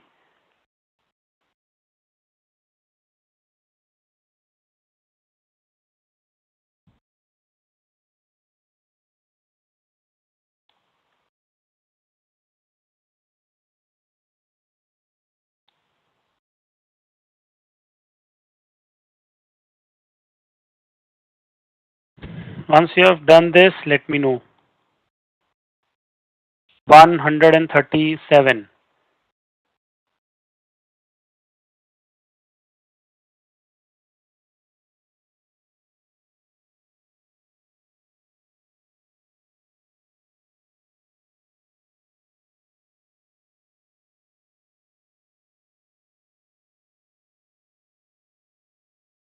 Okay, now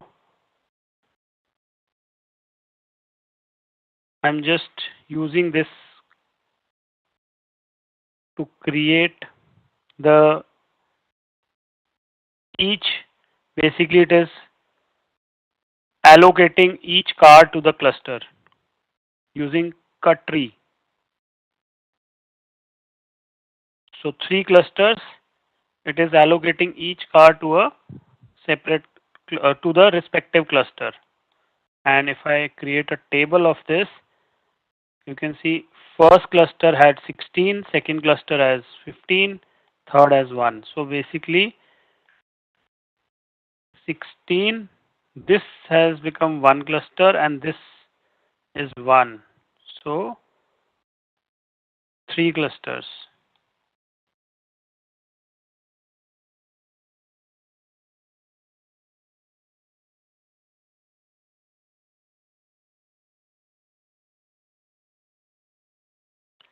And this is just drawing a rectangle around the cluster. Not required though. Rect, if you want to draw this, rect hclust and border equal to orange, or let me put it as green.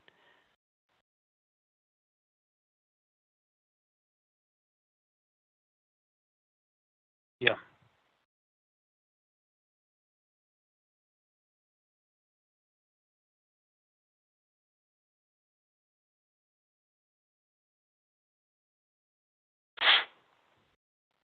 Okay, so quickly do this and we'll do the third clustering algorithm. Okay, I have this. Okay, great. Okay, no, please do it till 144. Then I will explain this hierarchical clustering in Excel also. Or if you want, you can do it on your own and we'll move to DBScan. It's on the same lines the way we did k-means. I'll quickly explain that. Once you do this, 144, type 144.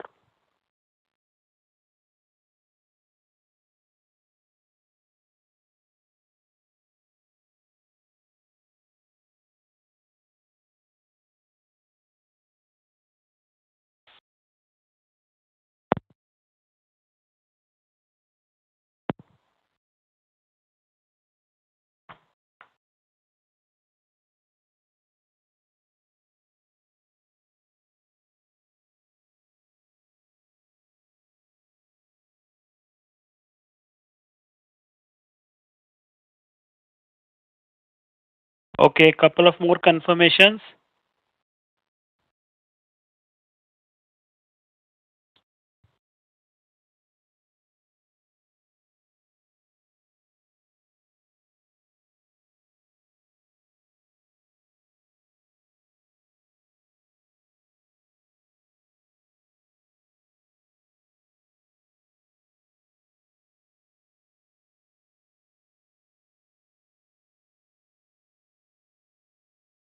On 144. So I assume others have done, right? Okay, so let me show you this hierarchical clustering with the help of uh, in Excel, right? So I have discussed hierarchical clustering, but quickly we'll discuss this with the help of an example. There are five branches of banks, and they are selling two products: mutual fund and saving account. And these are the sales they have made. Now, using hierarchical clustering, Euclidean distance model, right? You have to classify these into clusters, right? So, first thing, I create a distance matrix, right? That we just created with empty cars. Branch 1 with branch 1 distance is 0. Branch 2 with branch 1 distance is 5.1 using Euclidean distance formula. Notice, right? This is x, this is x, this is y, right? So Euclidean distance formula, you get the distance from all of them, right? From all the options that you have. Notice on the other side it's blank because it is the mirror opposite. It's the reflection. And on the diagonal you have zeros. Can you tell me why? Specifically you have zeros on the diagonal? Because the distance between the same branch is going to be 0 always. So branch 2 and branch 2 will always be 0, branch 3 and branch 3 will be 0. That's why on the diagonal you have zeros. Now, when you have created this distance matrix, I pick up the smallest distance. Remember in hierarchical clustering, first what did I do? Dendrogram, I picked the two clusters or two data points with the smallest distance. So among these, this is the smallest, branch 1 and branch 4, right? So what do? I club them together, branch 1 and branch 4, and then again calculate the distance. Again calculate the distance matrix, clubbing branch 1 and branch 4. Okay, so now branch 1 and branch 4 I have clubbed, and then I calculate the distance between branch 1 and branch 4 with branch 2, 3 and 5, because 1 and 4 are clubbed. Then I calculate the distance of branch 1, branch 4, branch 1, branch 4 clubbed together with the distance with 2, branch 2, right? So this is, I calculate the distance between branch 1 and branch 2, which is 5.1, right? And branch 4 and branch 2, which is 3, right? 5.1 and 3. Then I calculate the minimum distance between them. Okay. Similarly, minimum distance between branch 1, branch 4 with 3. These are the two distances. Minimum, I pick the minimum 10.77 and the third one as 10. Now among these three, I again pick the minimum distance. So notice earlier I picked 2.24, now it's 3.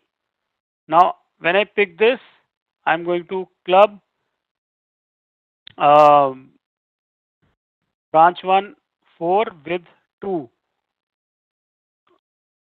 Sorry, so again after this I create the distance matrix again. Branch 1, branch 4, 2, 3, 5. So these are the distances.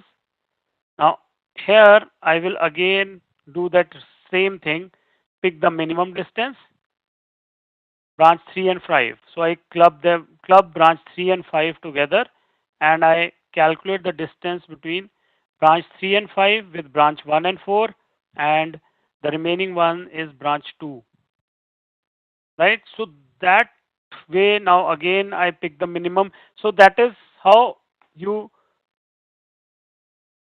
do agglomerative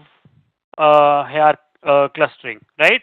From the minimum, I go to the top. So new clusters, cluster 1 is formed, branch 1 and 4, which you saw here, right? Then cluster 2, 3 and 5 club together. Cluster 3, 1, 4 and 2. This is at the third level, right? And 4 when you included all of them together. Okay, so this is hierarchical clustering.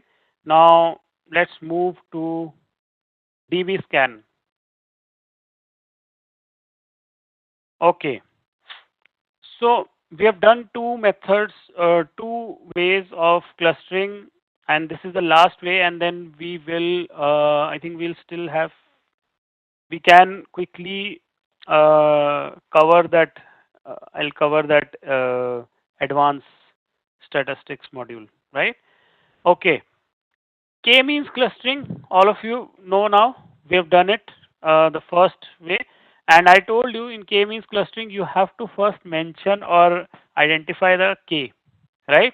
So that's a drawback, right? You don't know how many clusters will be formed, and you can't initially um, come up with an optimal K, right? K-means clustering is suitable for spherical shaped clusters or convex clusters, right? Thus, they work well for compact and well separated clusters. Like, so K means usually works with well separated clusters which are already, you can say, like our iris data set, right? Petal length and petal width will very easily, you can see, it can be separated, right? So for those, K means is fine. Such clustering may cluster loosely related observations together. Each observation becomes part of some cluster. Now, one more drawback is that in K-means clustering, every observation become part of some cluster, right? So, but there could be some observations that need not be part of any clusters and are noise, right? Noise means just random values have come up, right? But K-means clustering will club them also under some cluster. Okay, so that is why it's saying it may it may cluster loosely related observations together. Also, as clusters depend on the mean value of the cluster elements, remember centroid, they get affected by the presence of noise and outliers. So when you include noise and outliers, there is a uh, huge impact, or there is a they really, the centroid is really impacted by the extreme values. Another challenge with K-means is that you need to specify the number of clusters in order to use it, which I've just mentioned. Most of the times we won't know what is the reasonable or optimal value of K at the start. Okay, so all these are kind of drawbacks of K-means clustering. Okay, now enters DB-scan clustering. In DB-scan clustering, you don't have to specify the number of clusters to use it first. All you need is a function to calculate the distance between values and some guidance for what amount of distance is considered close. So it's we are going to introduce some guidance uh, which will help us identify that these points will be these points are close enough that they should be classified as a cluster. And in DB scan, there will be definitely some points which are you will find some points that do not form part of any cluster, and they are categorized as noise or outliers. Is that clear? You can see this right now. In K means they will be definitely clubbed with some cluster, but these are outliers and they do not form part of any cluster in DB-scan. Okay, clusters. Now understand what are clusters when we say when we discuss DB-scan. Clusters are dense region in the data space. In DB-scan, it is assumed or it is believed that clusters are dense regions in the data space separated by regions of lower density of points. Okay, the DB scan algorithm is based on the intuitive notion of clusters and noise, right?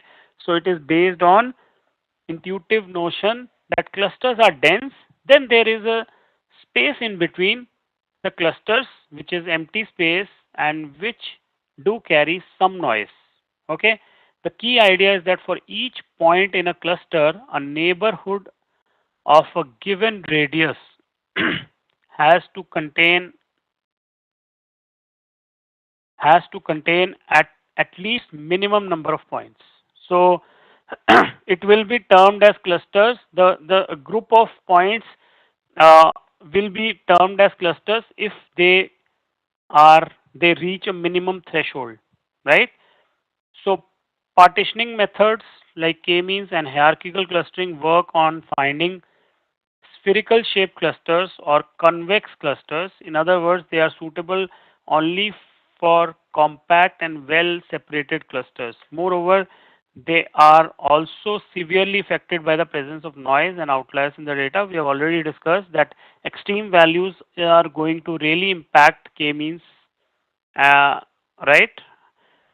In real life, data may contain irregularities, like clusters can be of arbitrary shape, such as those uh, shown in the figure, like here, right?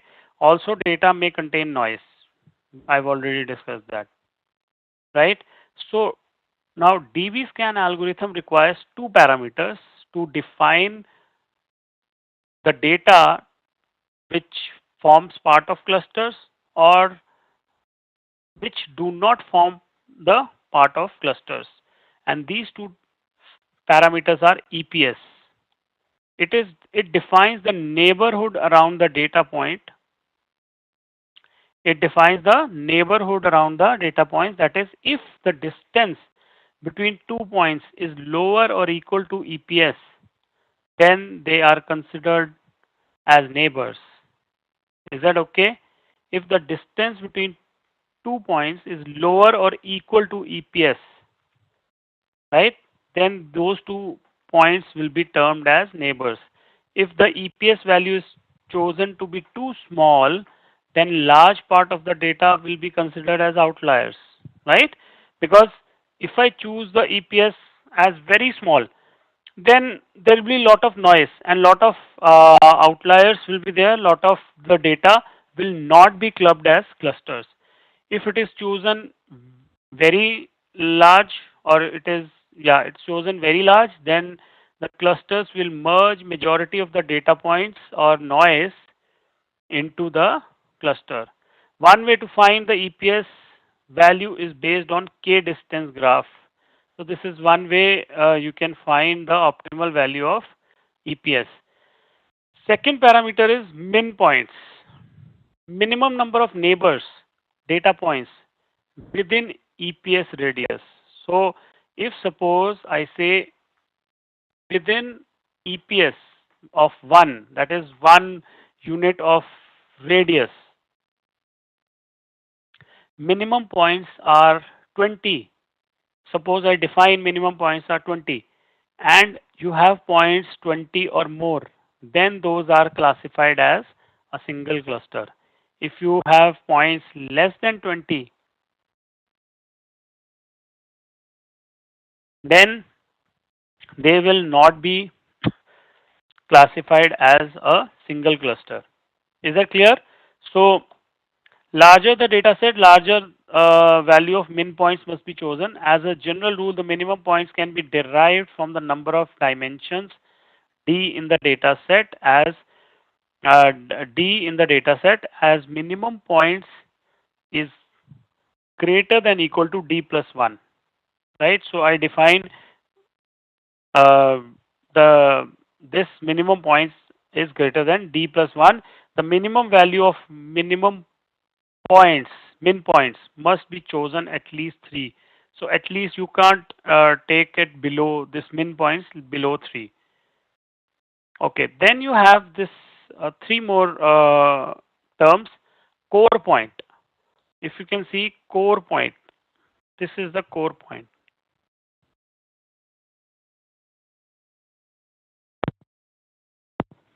A point is a core point if it has more than minimum points within EPS. So it is called a core point if it has more than the EPS, more than sorry, more than minimum points within the EPS. So if suppose you have decided minimum points to be 10 and there are within 1 unit of radius and there are 15, right? So that will be called a core point. Border point, a point which has fewer than minimum points within EPS, but it is in the neighborhood of a core point. For example, this point. It has fewer points, but it is in the neighborhood of the core point. So the such points are called border points. Noise or outliers, a point which is not a core point or border point.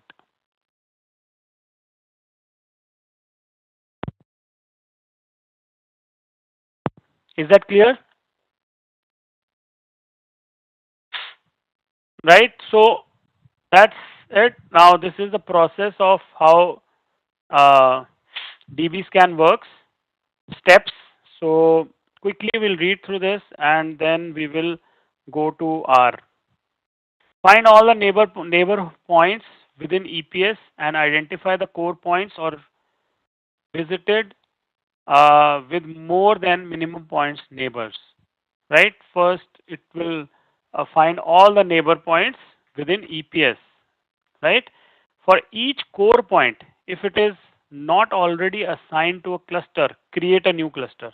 So if it is a core point which is already having more than the min points, that is called a core, right? So it is going to create a cluster for that particular group of points. Find recursively all the density connected points and assign them to same cluster as the core point. So once these dense clusters are formed, right, then it is going to club them and further at next level it is going to again club them recursively, right? Point A and B are said to be in are said to be density connected if there exists a point C which has a sufficient number of points in the neighborhood that and both the points A and B are within the EPS distance. This is a chaining process. Basically, it will start creating clusters and using that minimum points, using the core points, it will start creating the clusters and leave the noise if it will term those as noise or outliers if the criteria of minimum points are not met, right? And it will keep on moving like this, and this process when it keeps on moving and forming a larger cluster, that is called chaining process. Okay, so that's it on DBScan. Now what we'll do is quickly I'll show you how DBScan works. So uh, there you go, DBScan. Install these packages. I'll share this with you so that quickly you can do this. Install these two packages. DBScan package for implementing the DBScan algorithm, and FactoExtra is has a data set which we will use, right, for DBScan.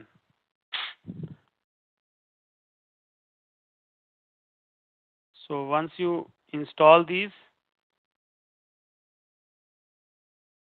library,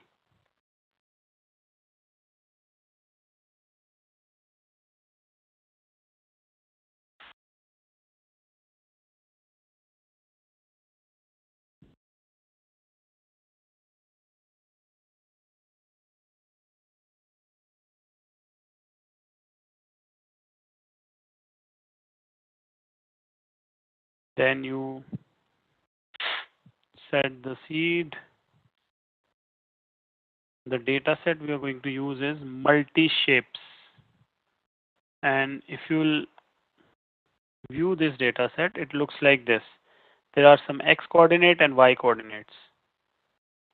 Multi-shapes.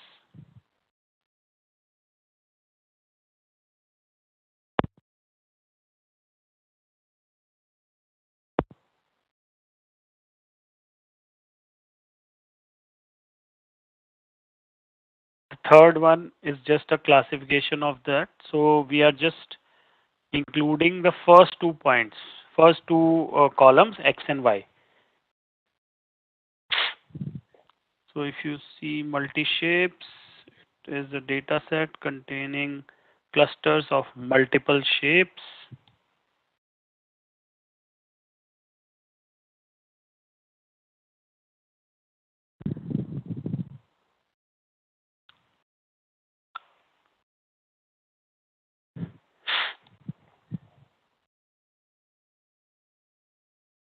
Okay, so once you have done till, I'm just including the first two columns, x and y, and naming it as multi-shapes.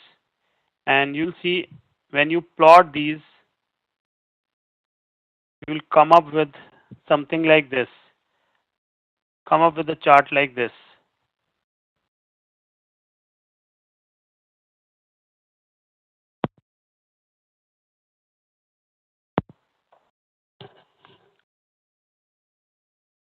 Okay, if I do a structure and view, we have already done. Now, if I apply k-means to this, let's apply k-means.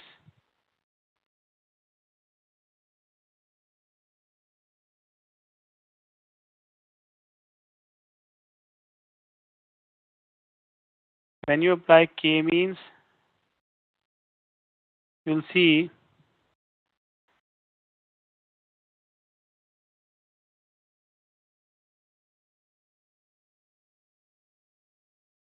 it has formed 5 clusters. K-means has formed 5 clusters with these sizes: 60, 261, 210, 294, and 275. These are the size of the clusters. And when I plot this,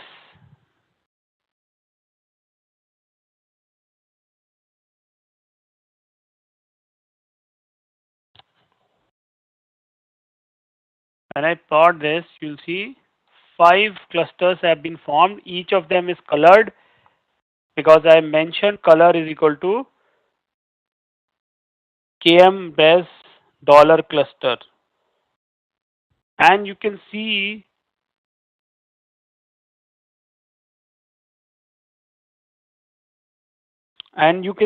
that all the noise in the data has been clubbed into some cluster or the other, right? Red, blue, black. Now let's apply a DBScan.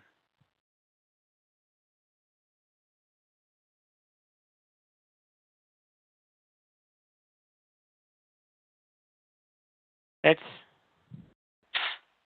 do DBScan. In DB, if I do DBScan clustering, I mention EPS as 0.15 and minimum points as 5.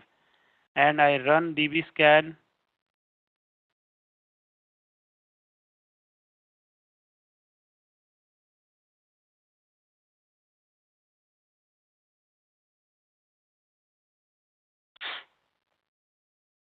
I'll share these codes quickly. dbscan, when you plot this dbscan, you will see there are only 1, 2, 3, 4, 5 clusters have been formed, but the noise have not been clubbed. You can see a lot of noise is there, which has not been clubbed with any of the clusters that are formed. Okay, now I can always change the parameters, right? Like I can put EPS as zero point 0.4, min points as 5, and so on, right? So this can be done, and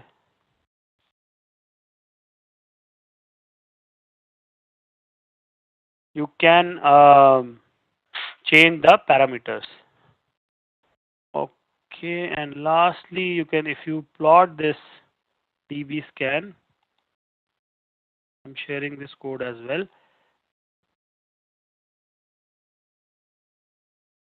I have mentioned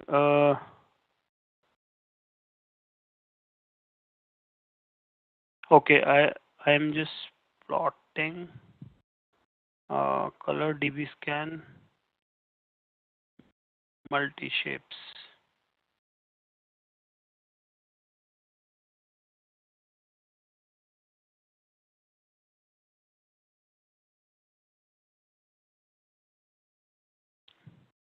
So I've changed the color.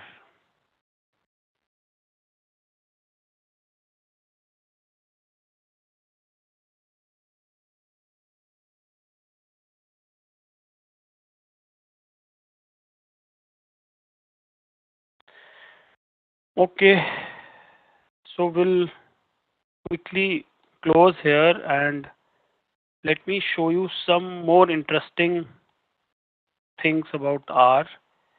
And for that, let me take you to descriptive statistics. Some very interesting packages, like Stargazer. Did we do Stargazer? Descriptive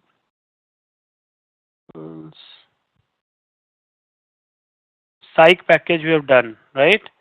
Stargazer. Yes. Download this package, Stargazer. Install this. I'm sharing this Stargazer package.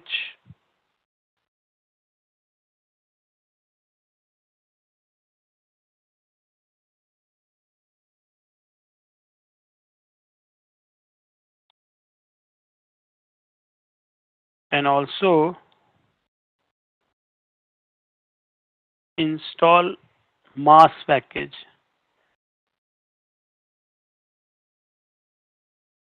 So when I run this Stargazer,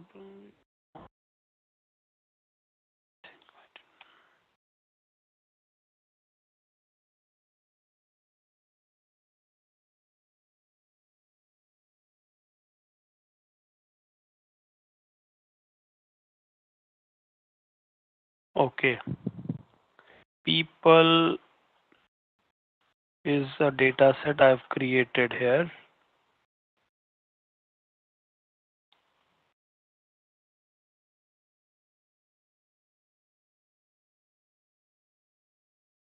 People is a manual data set that I've created.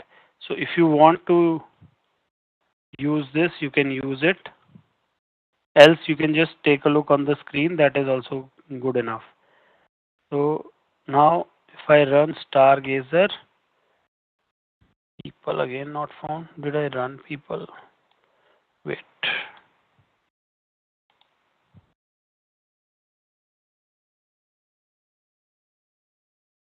I did not run. People.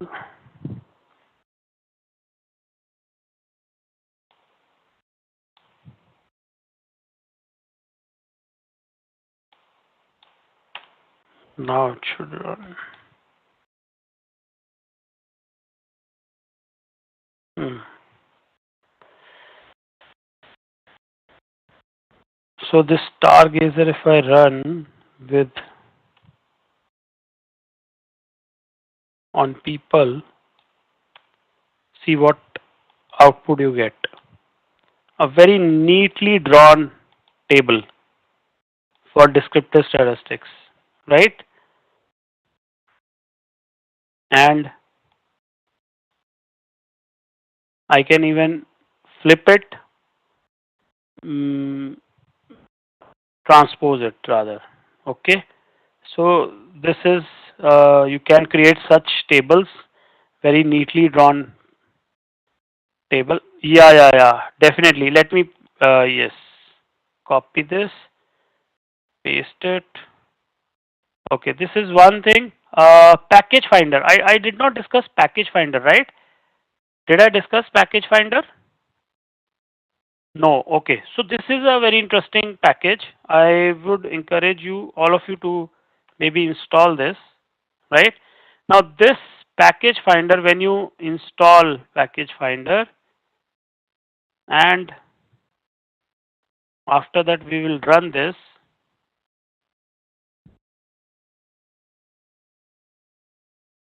in the add-ins you will have package finder.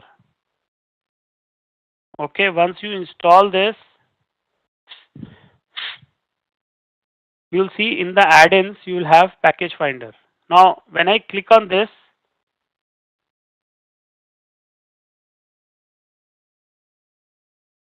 it will open a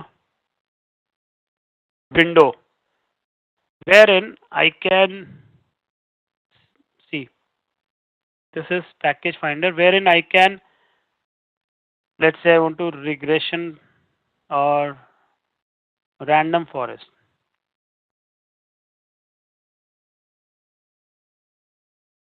It's going to show me all the packages which can perform random forest algorithm. Okay, and see, it will take some time, but it is going to give me the list of all packages. So very powerful and very useful package. Useful package. Package finder. It's taking some time.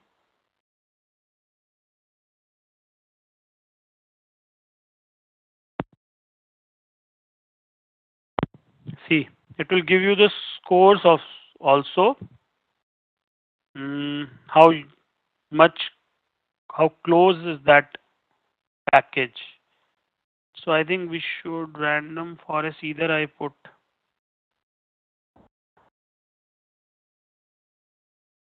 So these are the packages which will fuzzy forest, block forest, GG random forest, right? They are packages that exploring visually, exploring random forest. Very interesting, looks very interesting.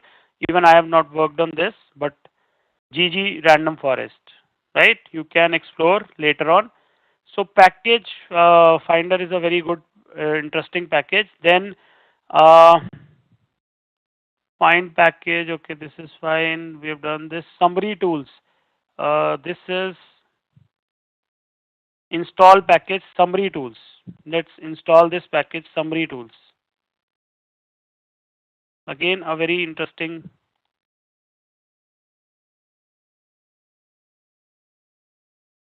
package summary tools. If I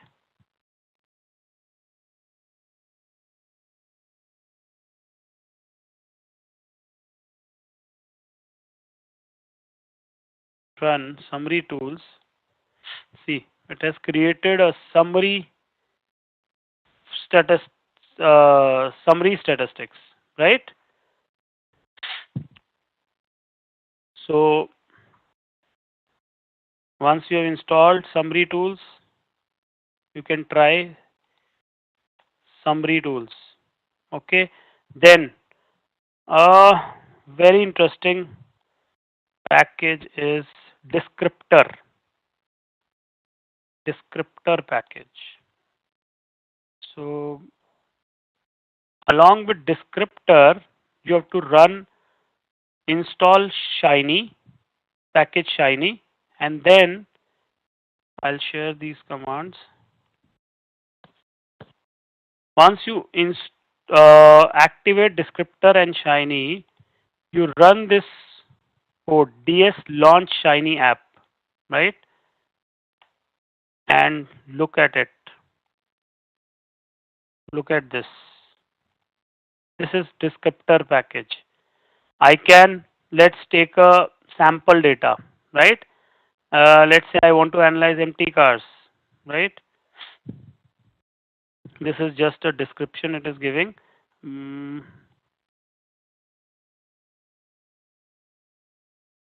What happened?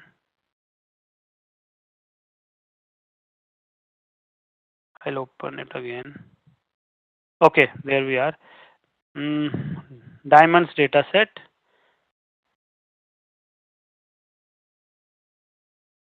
Use sample data. Okay, click on the sample for more information. So I don't want to use information. Go to data, get data, sample data. Click on sample data. Use sample data. Okay. So once right now I'm using this one diamond data set, right? And if you want to change the data type, I can change it from here in transform. Otherwise, I go to select variable. If you want, do you want to select variables? No. Filter, no. And proof.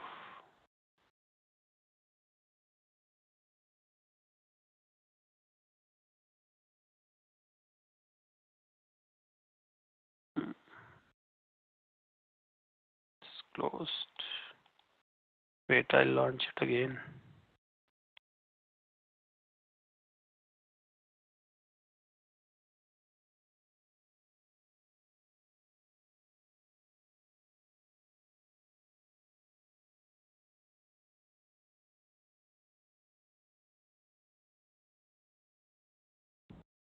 Let me launch it again.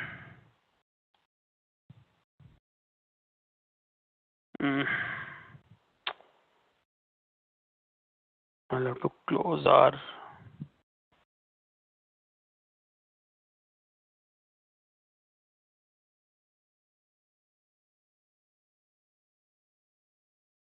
It might launch. Let's see.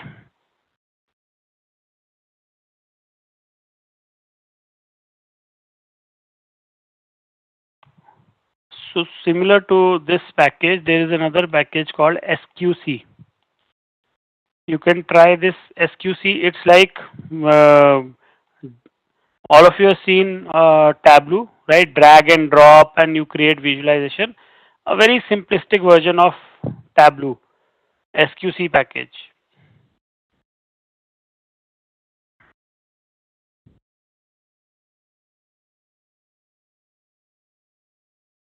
Okay.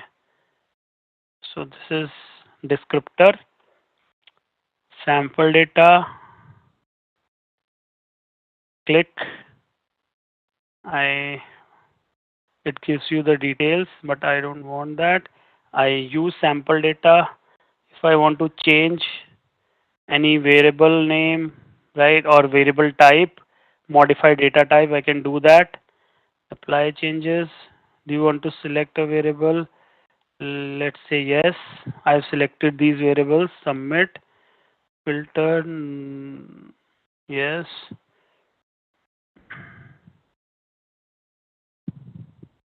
So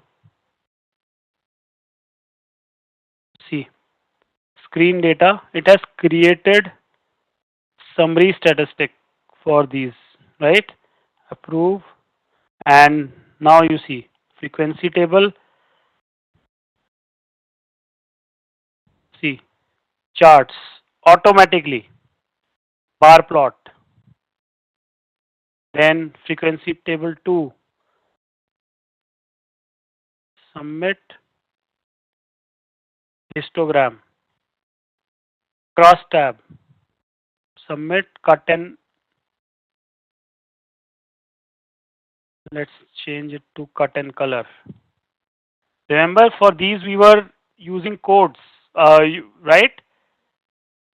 We were writing codes for getting these, if you can recall. Cut and color, we did this in ggplot, right? Multiple way table. So you have to explore this. Very powerful group summary, cut and caret. It's going to give you the summary. Box plot, all the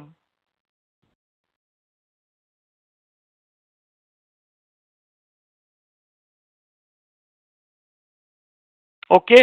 So these are some of the packages I wanted to discuss. Okay, let me see if we can. I can show you SQC as well, but we don't have time. I'll just try if we can open SQC. Okay, you have to. Yes, look at this SQC. You can select import external data and just drag and drop here and create visualizations. Let me show you one data set. I'll not import. Rather, I'll take.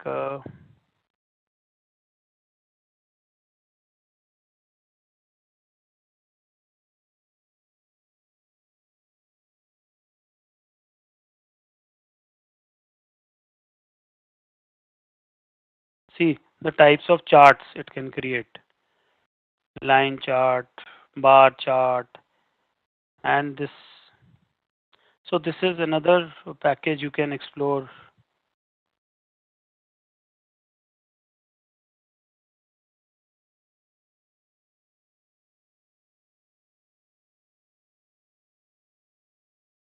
ggplot2.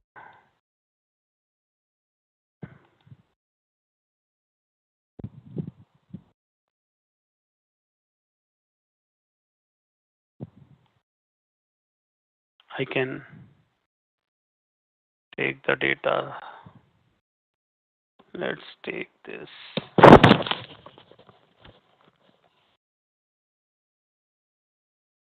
Data visualization.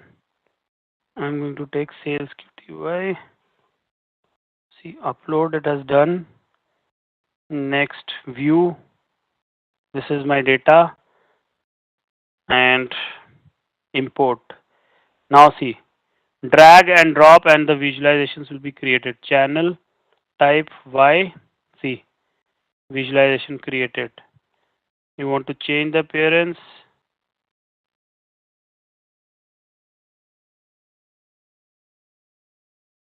You want further variables. So, but the thing is, of course, it's not as uh, interactive as Tableau, but yes, some form, sales quantity, right?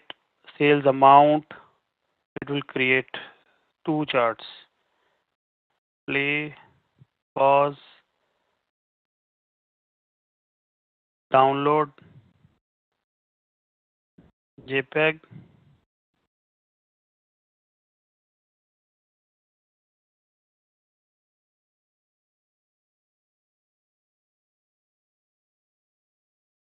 SQC plot. See, it has.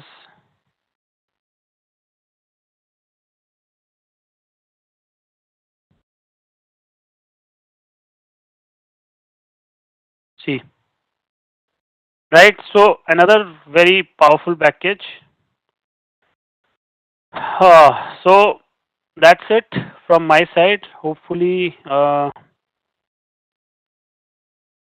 keep this journey. R Commander we have already done, right? There are more packages. Leaflet is another package. You can explore this, right? Fine. Music. Even R can play music for you. It can create maps also. I have shared Google Maps package also in one of the earlier. I think it was uh, data visualization package or data visualization module. Right. So that's it from my side. Thank you so much. Keep the learning momentum on, and there is lots and lots to learn, especially once you get a hang of these basics, right? Then it's easy for you to move on to advanced models like XGBoost, right? Then gradient boosting, then neural networks, maybe deep learning, right? But the fundamentals remain same. Once you have a good holding on this, whatever we have done, you can move on confidently to advanced topics. Okay. Thank you so much, and good luck, all of you, and keep learning. Thank you.